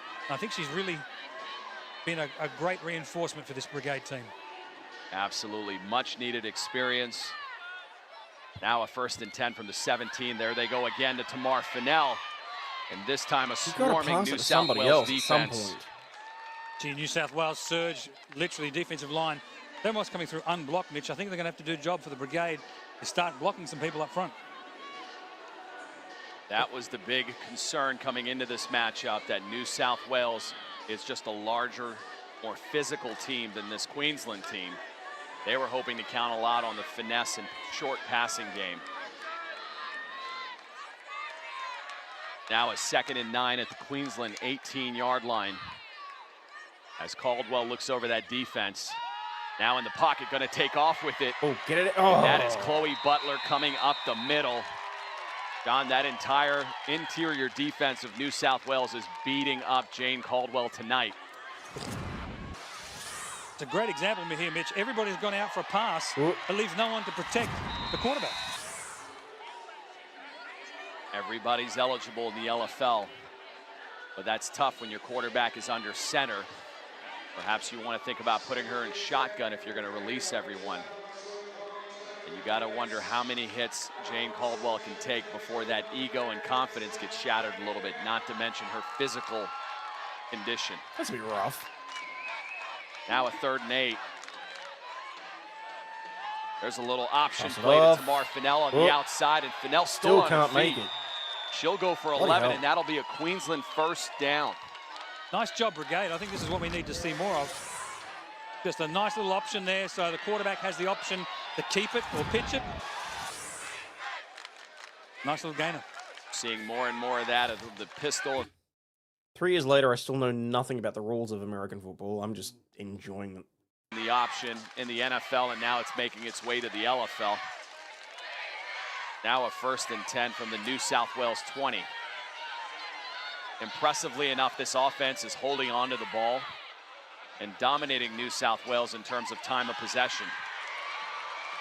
That was a little screen pass that went errant. I think Caldwell's just got to get a little more touch on that ball. That's a delicate pass, but Mitch, I noticed there, she was walking up to the line of scrimmage. She's wincing a little bit. She's taking hits like that all night tonight. Definitely showing some nerves in the pocket, Jane Caldwell. And as we know, this is a monster matchup, the state of origin. We met with Jason Gaffey of the New South Wales Surge to talk about the importance of this game. Kept going on about that. Okay, it's been a long journey for us. It's our state of origin game against Queensland today. We're going to play hard and fast and dare them to keep up with us. I think the greatest thing when we spoke to the coaches, Coach Gaffey, his greatest fear tonight was fear of the unknown. Never played this type of game before in Australia, setting it on the world stage tonight. Not only did he have to plan for off the field, he has to plan for on the field as well. No question. I think the biggest battle as a coach is, although this is the state of origin, it is New South Wales, Queensland, it is 1 out of 4 games. So how much importance do you place on it? That's the balance. Caldwell back to pass. Guess who? Cody House. That one only goes for about 2 yards. A nice little quick pass there, just chipping away with the yards. Nice little bit of balance there, bit of run, bit of pass. What's great about this offensive approach for Queensland is that it's keeping that New South Wales offense on the bench. Now a 3rd and 8 as the handoff goes to Fennell. Fennell cutting inside, and she'll go for about 11 yards down to the New South Wales 20 before Amanda James gets to her. This is a nice little drive put together by the brigade. I think you're right, Mitch, though. They need to keep this drive going to keep the ball out of Gillespie's hands. Absolutely, and this gives confidence to Jane Caldwell. 1st and 10, again, handoff to Fennell on the right side, and she breaks to the outside. There we go. And she'll go for 6. Outrunning Chloe Butler to the outside. I mean, as eventually Queensland they'll pulls bound within to get 2. there, won't they? It's a nice little run to the right side, 11 yards into the end zone. Good blocking up front, good seal block by the receiver there, and it's just the power and the determination to get over the line. That was a much-needed score for this Queensland bunch. What an impressive drive. That was 49 yards covered over 10 plays, engineered by Jane Caldwell. Now the 1-point attempt, sorry, the 2-point attempt from the 3-yard line. And there's that swarming New South Wales defense. That'll keep our score 8-6. with the surge on top. The Brigade just trying a little counterplay there. The play starts to the right, cuts back to the left, but it took too long to develop in the backfield, and this swarming New South Wales surge was there in a hurry. We didn't really expect much of this, John. Everybody expected a blowout, but here's the Queensland Brigade within 2 points at the early part of the second quarter as Fennell kicks us off. Tahina Booth deep. That is the monster running back. Oh, what the hell was that? Booth brings it all the way out to about the 20-yard line for New South Wales. Alex McCabe on the tackle there. She's done quite well tonight on defense so far. We were looking at Cody House to make a presence felt, but Alex McCabe's doing. Is it wrong that the fact that they're saying the name McCabe is giving me PTSD? Very well for the Brigade defense. And you got to expect that New South Wales will probably go back to Bonnie Gillespie there, who has absolutely dominated this first half. 1st and 10 now at the New South Wales 20. There's a left side handoff to Gillespie. Nobody there as she motors to the outside. That will go for 20 yards, John. Just great power running football. Just off the left edge there. Have a look at the left side of the. I feel like just she getting some made that great further. blocks, sealing the edge, and she's got. If the someone wheels. had actually managed to defend, that sets up probably a would have got a first little and bit goal further. from the Queensland 10. And that front line of Queensland is just getting blown away at the point of impact. There it goes again. That's Gillespie. Gillespie goes for about 5 yards, setting up a 2nd and goal. This is great stuff, Mitch. I mean, it's fast and furious football. We had the Brigade score just 20 seconds ago, and now the surge. I look like they're about to take it in again. That'll take us to the 2-minute warning. Jane Caldwell fired up, and New South Wales led by Mo Gaxiola. We are back to Centerbet Stadium as the New South Wales Surge are driving inside the 5-yard line.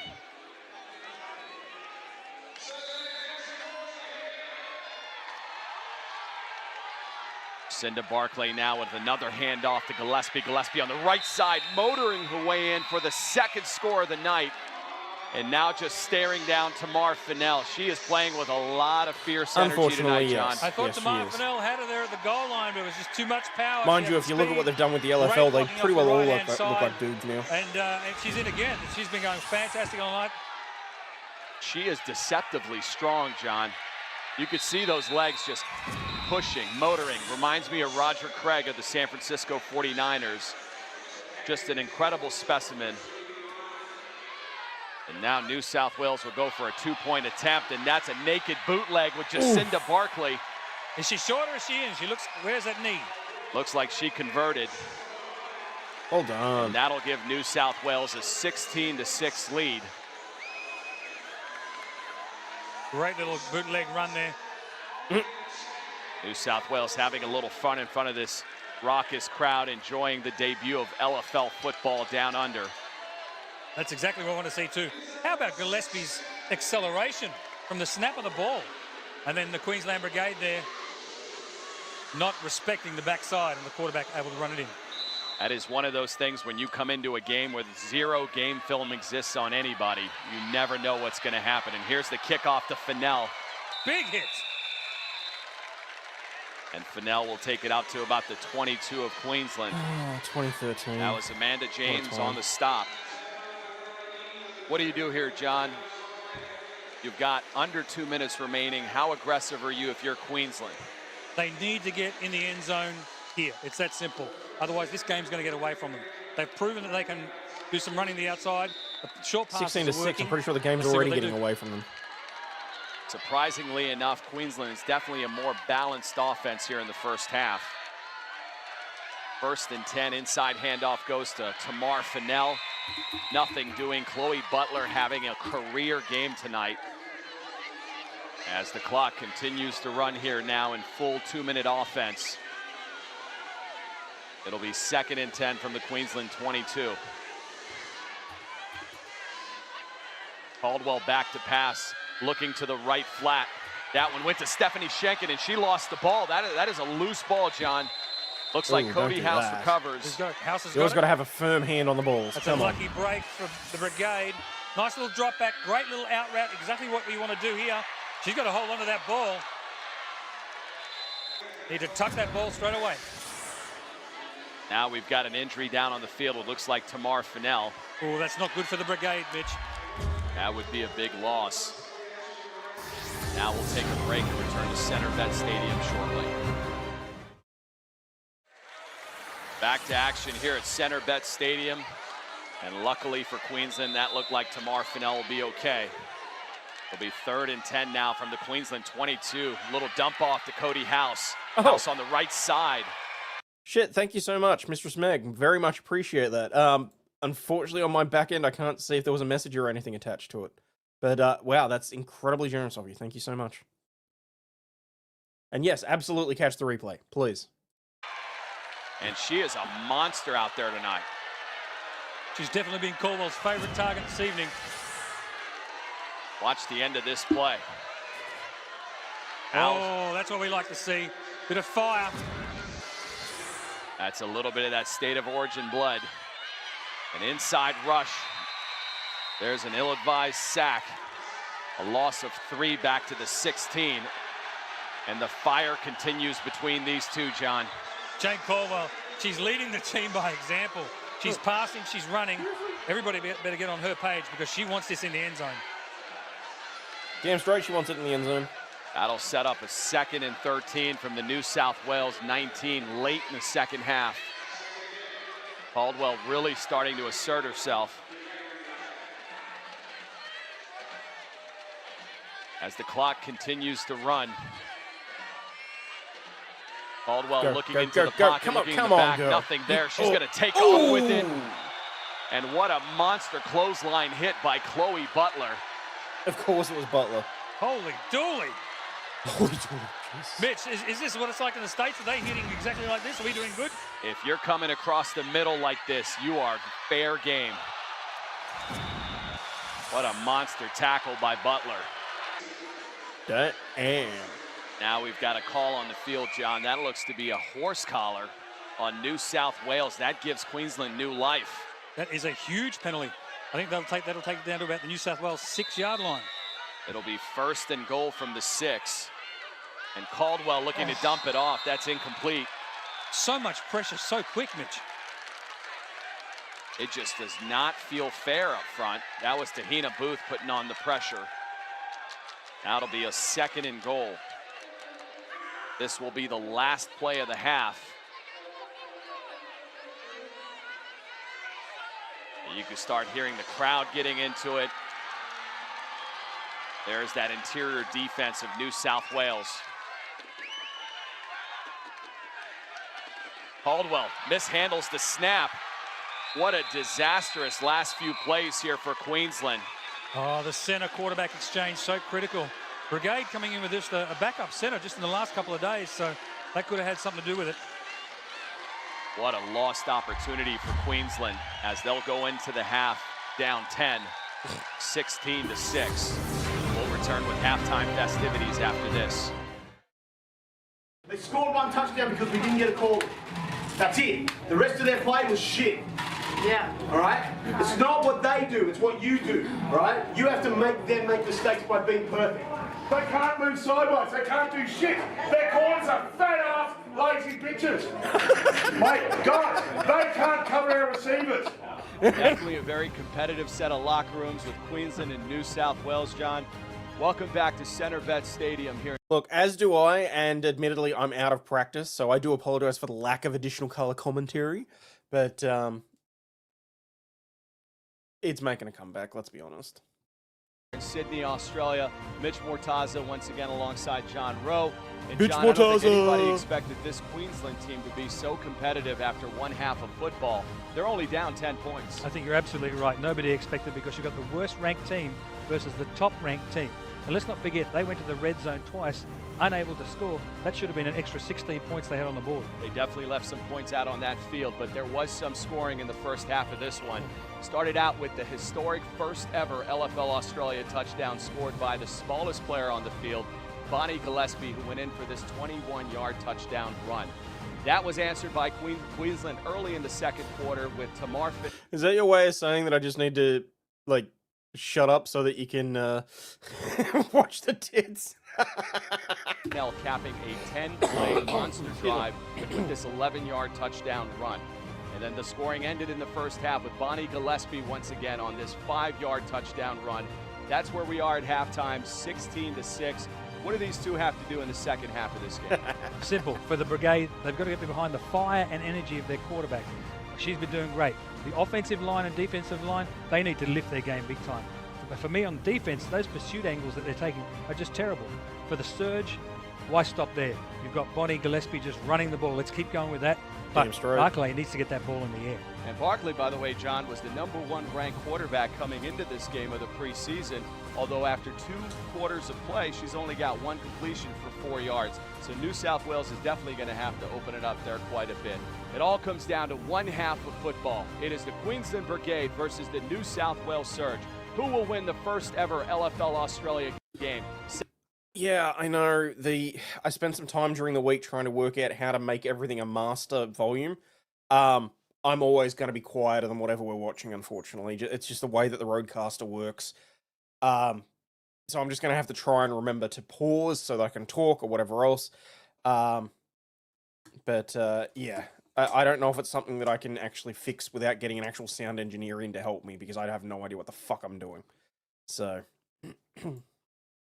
Second half kickoff after this. Back to second half action here at Centrebet Stadium. The first ever LFL Australia game. And there's a lot of fire in the house. There's a look at Bonnie Gillespie, our running back comparison, dominating Tamar Faith, the veteran. 77 yards. That is an LFL first half record.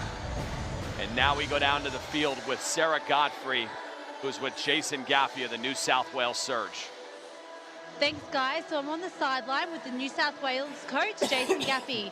So you guys are up 10 points. Were you expecting this much of a fight from Queensland? And what's your tactic for the second half of the game? Well, look, we definitely expected this much of a fight from Queensland. This is a state of origin game. Those guys will never give up. They never have in any other sport. So it was never anything in our mind that told us that they wouldn't be fighting right to the end. Tactics for the second game is we're just going to keep doing what we've been doing well. We're running the ball well. We're trying to draw their safeties up a little bit. As soon as we get them up, we're going to air them out and bomb them in the end zone. Other than that, defensively, we need to tighten up a little bit on the edge. Once we tighten that edge up, I think we've got them for the rest of the game. That sounds like a really good plan. Back to you guys. Thank you, Sarah. And John, absolutely. Their scheme is working beautifully right now, despite it only being a 10-point game. I think that's really important, Mitch. What we said before was Queensland's had this balanced offense, but we've only really seen the running game from New South Wales tonight. That's because I think they're just sticking with it, and it's working. And there's the bulldozer, Pahina Booth. That was an 18-yard return all the way out to the New South Wales 21. This is a great run. Big hit there, House and McCabe on the tackles. Still fighting. We've yet to see Jacinda Barkley open. Serious question, would you be willing to cover the quartering downfall from a legal perspective? He's going to get himself sued by Costco. Is he really? Oh, that whole thing with his dog and whatever else? I mean, so as long as people understand that I basically will be talking out of my ass, I don't really have a problem anymore commenting on various shit. So, yeah, maybe. I mean, it's generally been my hard and fast rule that I don't cover other content creator drama because I don't like being involved in drama. But I suppose Jeremy's big enough where I can kind of justify it. Even if it makes me look like a hypocrite. So, maybe. We'll see. Also, hopefully the audio is a little bit better. I didn't realize my volume had dropped down to like 75. The big problem was that my main mic was spiking and it was causing distortion. So I had to drop it down from 100 down to whatever. Hopefully, I only just noticed that had dropped another 10 points. The computer did it automatically. So hopefully it's better than it was. Open it up. The much heralded quarterback with a very strong arm. But I guess when you're averaging 9.6 on the ground with Gillespie, why go away from it? And there she is again. That goes for 10 yards, right on average, John. Look at that. There's the attitude. Let's all get into it. I'll tell you what. Why would you pass when you're running to the right just like that? Did you see the wave of surge just pushing the brigade out of the way? No pun intended. Save my face, bitch. We've got a 1st and 10 at the Queensland 19. Just like that, they're on the Queensland side of the ball. This reminds me of the old Denver Broncos offenses. Now a 1st and 10 handoff to Gillespie again, getting to the outside, cutting back inside. That'll go for 9 yards. They are just chipping away at this Queensland defense, John. Nice little trap play there. The lineman from one side goes the other, little reverse pivot handoff. Nice counter to the right-hand side. Surge just sticking what they know well. 2nd and 1 now from the Queensland 10. It's almost as if they know what they're doing. They just simply do not have an answer for Gillespie tonight. There's another handoff to Gillespie on the inside. That time Monique Bell comes up. That'll establish a 1st and goal from the Queensland 6. Gillespie super hyped for this game. She knows she's on record-setting pace for this opening match. A play action pass down here would go well, as you got to figure that Queensland defense has got to start isoing on Gillespie. There seriously? it is. There's the reverse with Jacinda Barkley. Great seal block by Sherry Onley. And this New South Wales crowd is loving this. Yeah, see, I do want to say that's that's some bullshit, because hang on. Doing that kind of shit irritates the fuck out of me. Like, I get it. Jeremy thinks that he's a big all-time creator and whatever else, and you don't call people out on stream without doing your own research first. Like, don't get me wrong. I get approached by a lot of people to promote various things that I have no way of verifying or sourcing, so I don't do anything with them. But I'm not going to call someone a scammer live if they contact me and say, hey, can you help me out with something? Like, it's seriously just have some class about yourself, you know? Anyway, I'm going to try and get through this because there is somewhere that I have to be, so I might actually kick the speed up a little bit on this. You called him, it's great. Play action fake that side, the quarterback's going to keep it. Watch the great block here. It's just a nice job on the edge there. But you're absolutely right, the brigade just keying on Gillespie. She's getting the ball, Great job by the quarterback. And New South Wales showing no mercy, as they're going to go for 2 here from the 3-yard line. Apologies, I think I spent too long going on the Lindsay Clancy video. There are no field goals, no punts in this game. Everything is 4-down territory. And extra points look like this. Oh, great stuff. That time, Onley simply chipping and breaking off into the flat and wide open for that extra point conversion. That will extend the lead to 24-6 as New South Wales starts to pull away in this one. With such a heavy dose of Gillespie, that leaves plays be open to Barkley, and she can walk in, basically.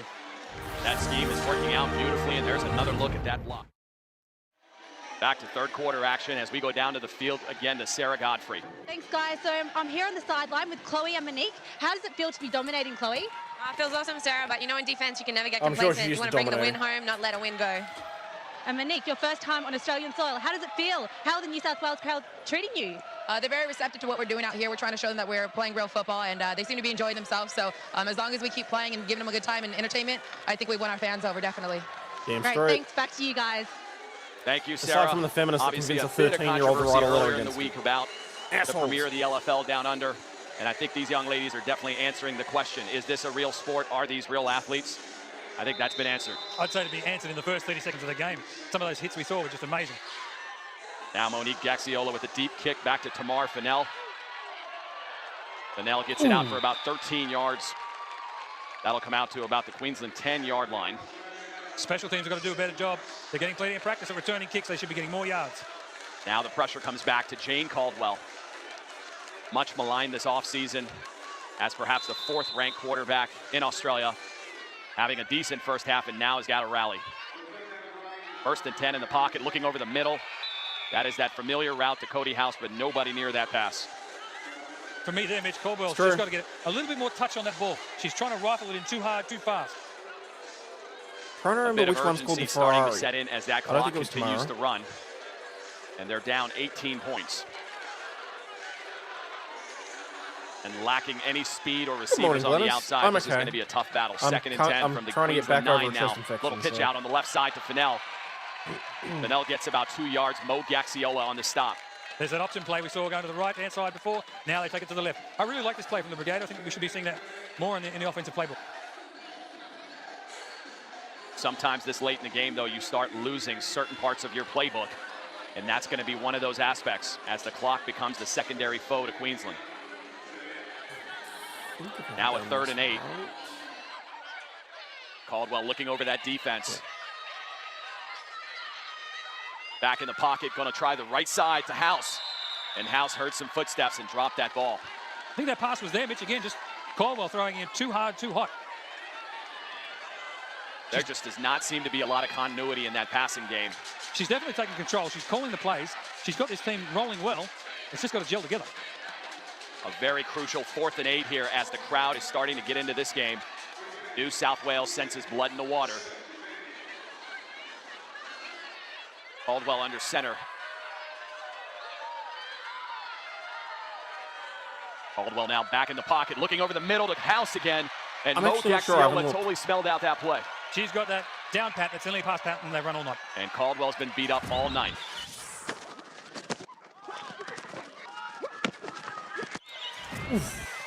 As you can see, John, Caldwell's had no opportunity tonight as that interior defense has been in the backfield more than their running backs. She's done quite well considering the amount of time she's been beat up. She's holding onto the ball all right, but that could play with her mind a little bit later on. Now the key here is you're turning the ball over very deep in your own territory with Queensland as New South Wales takes over from the 11-yard line with a very short field Showing and a the damn very camera good running cable. back. Barclay now dropping in the pocket for a rare pass. Looking at Kayla Movo, Oh. and Movo drops the ball. Oh. Or is that a touchdown, John? She's celebrating like it's a touchdown. That was a great pass from Barclay. Here we go. Referee's going to have something to say about it. There's the incomplete pass. That looked like a possible trap from my angle. Let's take another look. I don't think she had possession there. Nice use of the Academy Award, though, for overacting. She thought she was going to try and convince the referee that she had the touchdown.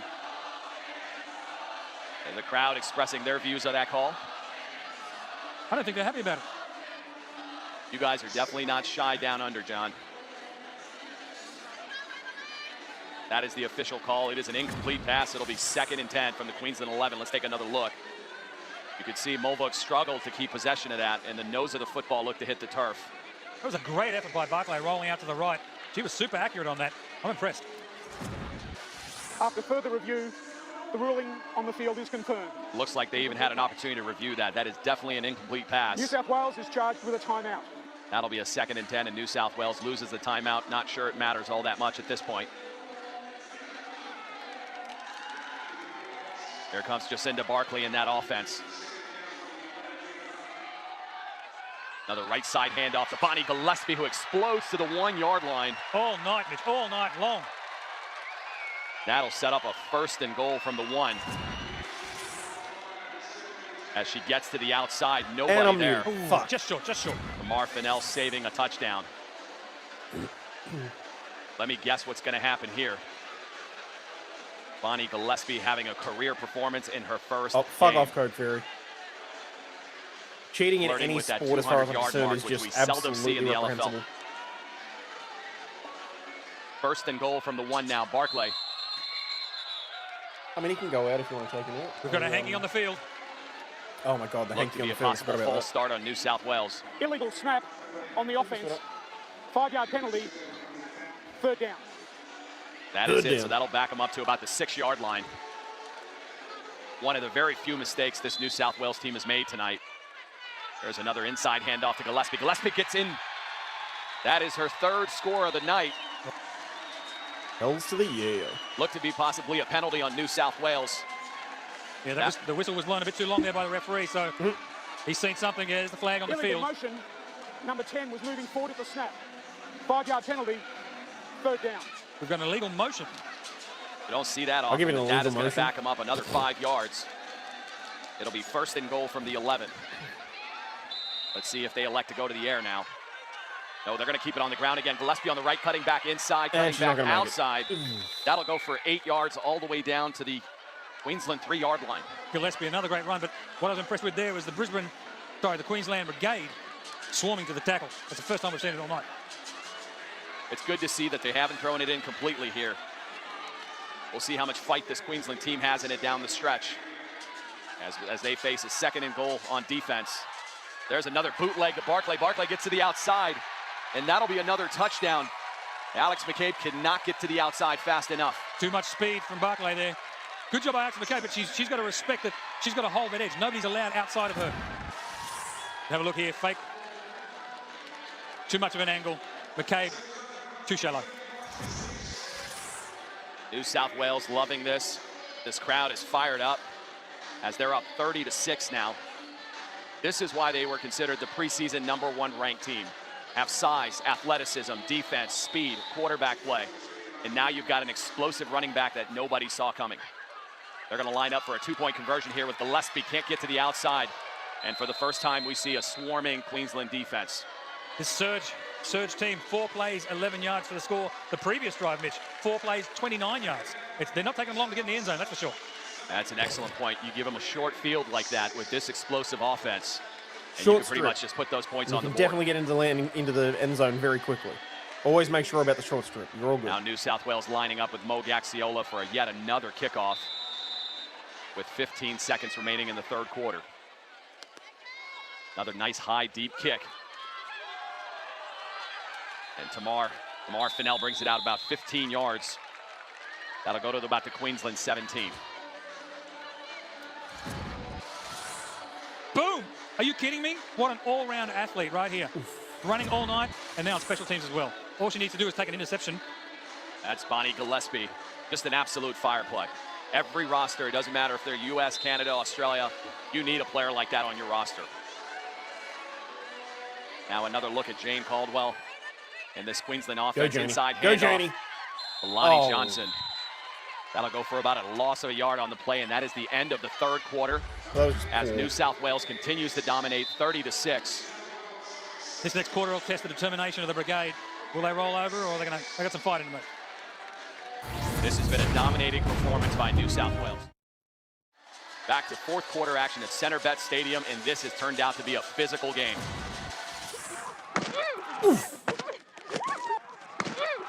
Is it wrong that I just love hearing the hits? Like, it's not even the sounds that the ladies make, it's just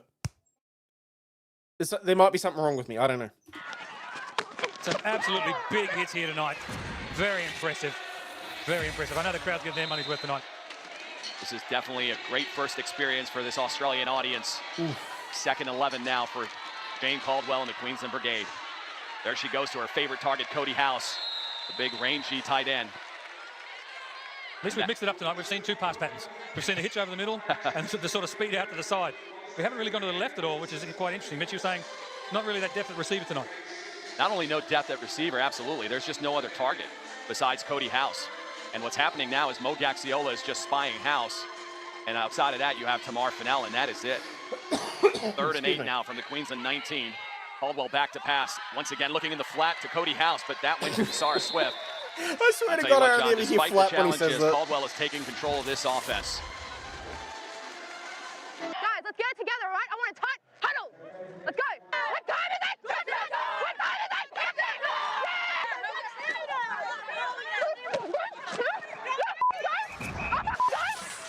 So much pressure on the young girl tonight. First season. Now facing a 4th and 5 from the Queensland 22. She's back to pass, going to take a shot down the field.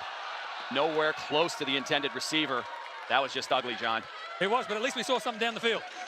That's the first time we've seen it tonight. Finally taking a chance. At this point, you're out of options. You got to take your shots where they are. And she'll go back and learn from this one. Definitely going to be one of the future stars of this league. That package showed us that she is a feisty quarterback, is not going to back down from anybody. I thought she's done real well tonight calling the plays with the wristband, especially in that 2-minute huddle just before the first half. That's at least one bright spot for this Queensland team. As we get another look at Gillespie, still fighting down to about the 13-yard line. She went for about 9 yards on that play. Tamar Fennell too. I'm back on defense now. That injury in the first half there seems to have shaken that off, and she's back on the D. trying to shut down Gillespie. She's back on the D. Of course she is. And another Hey-o. element of this is Victoria and Western Australia are going to look at this game film and definitely key on that young lady, Bonnie Gillespie, as she takes a monster shot from Tamar Fennell. But that'll be enough for like another first down. That one went for 10, John.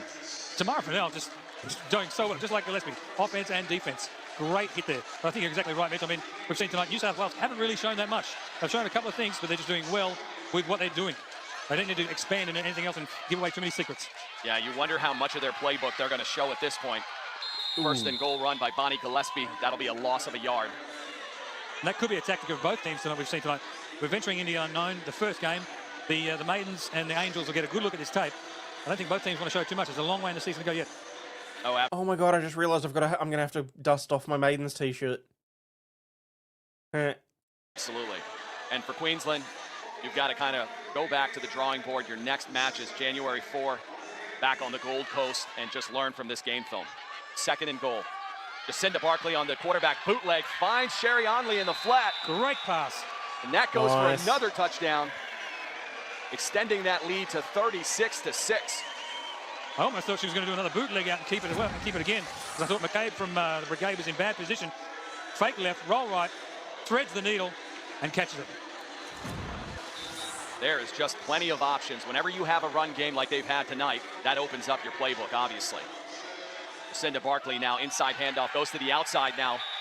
And we've seen her in the end zone all night. That's going to go for 2 points. That is Bonnie Gillespie. And there's some breakdancing right there, Mitch. I was about to say it's Lionel Richie all night long. She's just done this the whole night.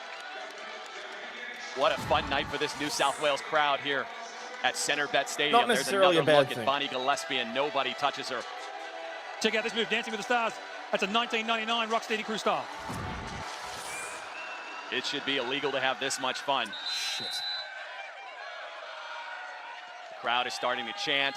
Drum beats are going. There's Fennell returning yet another kickoff. This one goes for about 18 yards to the Queensland 20. We are into garbage time now, John. I hate to say it, but there was a boxing match that I really wanted to watch, and apparently they're getting ready to do it. And we've still got another 7 minutes of this. Not that I don't want to be here, but I may have to dual watch. I just got to check whether or not there's a whether or not that's going to play audio or not, or if I can leave it alone. Let me just double check something. I'll tell you what, this is where Brigade Brigade has to save some face here. They've got to get the drive going. Just keep the ball out of the Surge's hands and just run it down and try and get a score. This is where you dig in and show some life. There's Sherry Onley, who's had a great game, both sides of the ball. First and 10 now for Jane Caldwell. In the pocket, looking off to the right side. Ball deflected. Amanda James has been all over the field tonight. You can hear the quarterback there saying she wants to look for it earlier. We've either had the hitches over the middle or the quick outs to the right-hand side. As you said before, Mitch, now the Surge know those two zones. They're just going to drop to it and say, throw us the ball. They know what's coming. Sherry Onley, Chloe Butler, Amanda James, they're just going to pin their ears back and get after Caldwell. Second and 10. I'm actually a happy chappy right now. I've got guys wailing on each other. I've got chicks wailing on each other. This is a Caldwell brilliant back in the setup. pocket. Now she's going to try to take off with it. Gets to the outside for about I'd share the boxing match if I could, but it's pay-per-view. Not what the Brigade wanted, but there was obviously nothing downfield for Caldwell to pass to. They've got to make some yards here. Great coverage in that secondary, forcing her to take off with the ball as the clock continues to run. And New South Wales living up to their preseason billing as the #1 ranked team in all of LFL Australia. Up 38-6 in this one. Oh, Jamie's now a 3rd and 8 amazing. from the Queensland 22. If nothing else, the 2013 LFL League showed us just how gorgeous Australian women can be. If nothing else. And across a wide diversity as well. And it's just like, what the fuck happened? Oh, that's right. Whole bunch of diversity bullshit through schools and university. No, I think this was the first time she was playing as a quarterback. I think she'd played previously. Caldwell dropping back now. There's just constant pressure coming up the middle. John, how do you set yourself when there's somebody in your face at the snap? Well, Invasion implies there was resistance and not government approval. Play there, Mitch. Caldwell's got the right idea. She's got to bail out from under center to the left or the right and get some time and space for her to throw. We haven't seen her roll to the left at all tonight. Personal foul, number 11 defense. 10-yard penalty, automatic first down. That is a personal foul. I believe he said number 11. Beauty mark. That'll be enough for a first down. Cameraman understands the assignment. Unfortunately, Mitch, you don't want to have to rely on penalties all night to gain your yards. It has extended a couple of the Queensland drives without a doubt. Now a 1st and 10 at the New South Wales 18-yard line. Caldwell now a little pitch out reverse. This one to Kassara Swift. Trying the left side of the field. Oh! Touchdown saving tackle there. Good play call, though. I like it. Thank you, Bob. Valerie Mulhuber. That looked like it was going to open up, John, and then Mulhuber just closed in on her. Good call by Coach Chapman. But yeah, look at the angle and the closing speed of the surge. Very nice. That will set up a 1st and goal for Queensland. It's a little bit of fight, John. We didn't expect this. We thought it was only going to get worse. But Queensland's definitely showing some life. As we near the 2-minute warning and approach that 2-minute warning, we'll be back for the end of this one. Next week, we travel to Melbourne as the Victoria Maidens hosted Western Australia Angels, right here on LFL Football Night. Now we're inside of 2 minutes here. Bonnie Gillespie given game MVP honors. Well, as if there was ever going to be anyone else. Yards on 18 carries. A monster night for Gillespie. 10 yards a carry. That is amazing. You did not expect that kind of a performance right out of the gate. And our own Sarah Godfrey has caught up with Gillespie to talk about her night. Thanks, guys. So I'm down here with Bonnie. She's been announced MVP for the first ever LFL Australia game. How does that feel? Meh. No words can describe. Oh shit. She's gonna cry. No, I'm not gonna cry, but I'm just, thank you. I just want to thank my team for making the way for me. And I love hitting them gaps. And yeah, I'm just loving the whole night. Very blessed to be here. I'm excited. It's crazy. Well done, Bonnie. Back to you guys. Thanks, Sarah. What a special night, John, for Bonnie Gillespie. Once again, 181 yards on the night. What a fiery running back. Now a 1st and goal handoff to Tamar Fennell, not going anywhere. Gains about a yard until Mo Gaxiola comes up. And as you can see, Tamar Fennell has struggled tonight. You would have expected those kinds of numbers from her, not from Gillespie. They're going to go back to Fennell and nothing doing. This time. Wait, what the? Wait, what? Hang on. What? Oklahoma City wheelchair-bound man used a homemade flamethrower on the cops. Tulsa PD finally caught the serial pooper. Okay. I need to come back to that later, but not right now. She loses 4 yards. Once again, Gaxiola on the stop. Same play called again. Didn't work the first time. They've gone back to it the second time. Just as bad. That surge defense just swarming that left-hand side. Butler, once again, a career night for her with 9 tackles. Guess who they go to again? Fennell. Nothing doing. As the clock continues to run. I'm really impressed with the defensive units are basically getting off their blocks and going tackle. That's what you want out of the team. Absolutely, and Caldwell's numbers, decent. Sherry Onley now on the stop. That was 4th and goal, so the ball will go back to New South Wales. 4 plays, John, 4 Tamar Fennell runs. Who's the offensive coordinator in Queensland? That's a good question. Probably somebody that's going to be unemployed right about now. I tell you what, you can't get a game plan like that if they're getting so much pressure that quickly. Absolutely. That is going to be on New South Wales. It did not look like they were set. I saw Queensland running up to the line. I don't think they were ready for it either. Illegal procedure. Snapping the ball before it was declared ready for play against the offense. Half the distance to the goal line, first down. I think what the offense saw there was the defense weren't even on the field. Let's get this play done. See if we can get a big touchdown. 1st and 10, that went half the distance, so the ball will stay around the 1-yard line. Barkley under center. There's a handoff to guess who. Really impressive with the offensive line there of the surge. You can see they're using the outside zone techniques. Great run blocking. And now this is interesting. You're up 32 points in your hurry-up offense. A little bit of bad blood here, state of origin style, running up that score. So open down the left-hand side. Shame they couldn't connect there. But Mitch, you can see the difference in the pressure from the defensive line of the Brigade compared to the surge. Just no pressure whatsoever. I think the Brigade are tired. No question. No question. I think it's just a lack of size, a lack of physical play, and they're going to struggle because WA is a larger team and physical team, as is Victoria. So I think they're going to struggle unless they develop some size and some tenacity. Now Gillespie again on the handoff, goes to the right side, cuts back to the inside, Paul. and she may be gone here. Whoop, But still breaking tackles. Head Gillespie high, all and the she way still down to goes the for another few 13-yard line. yards. That was a That's pretty cool. 32-yard run.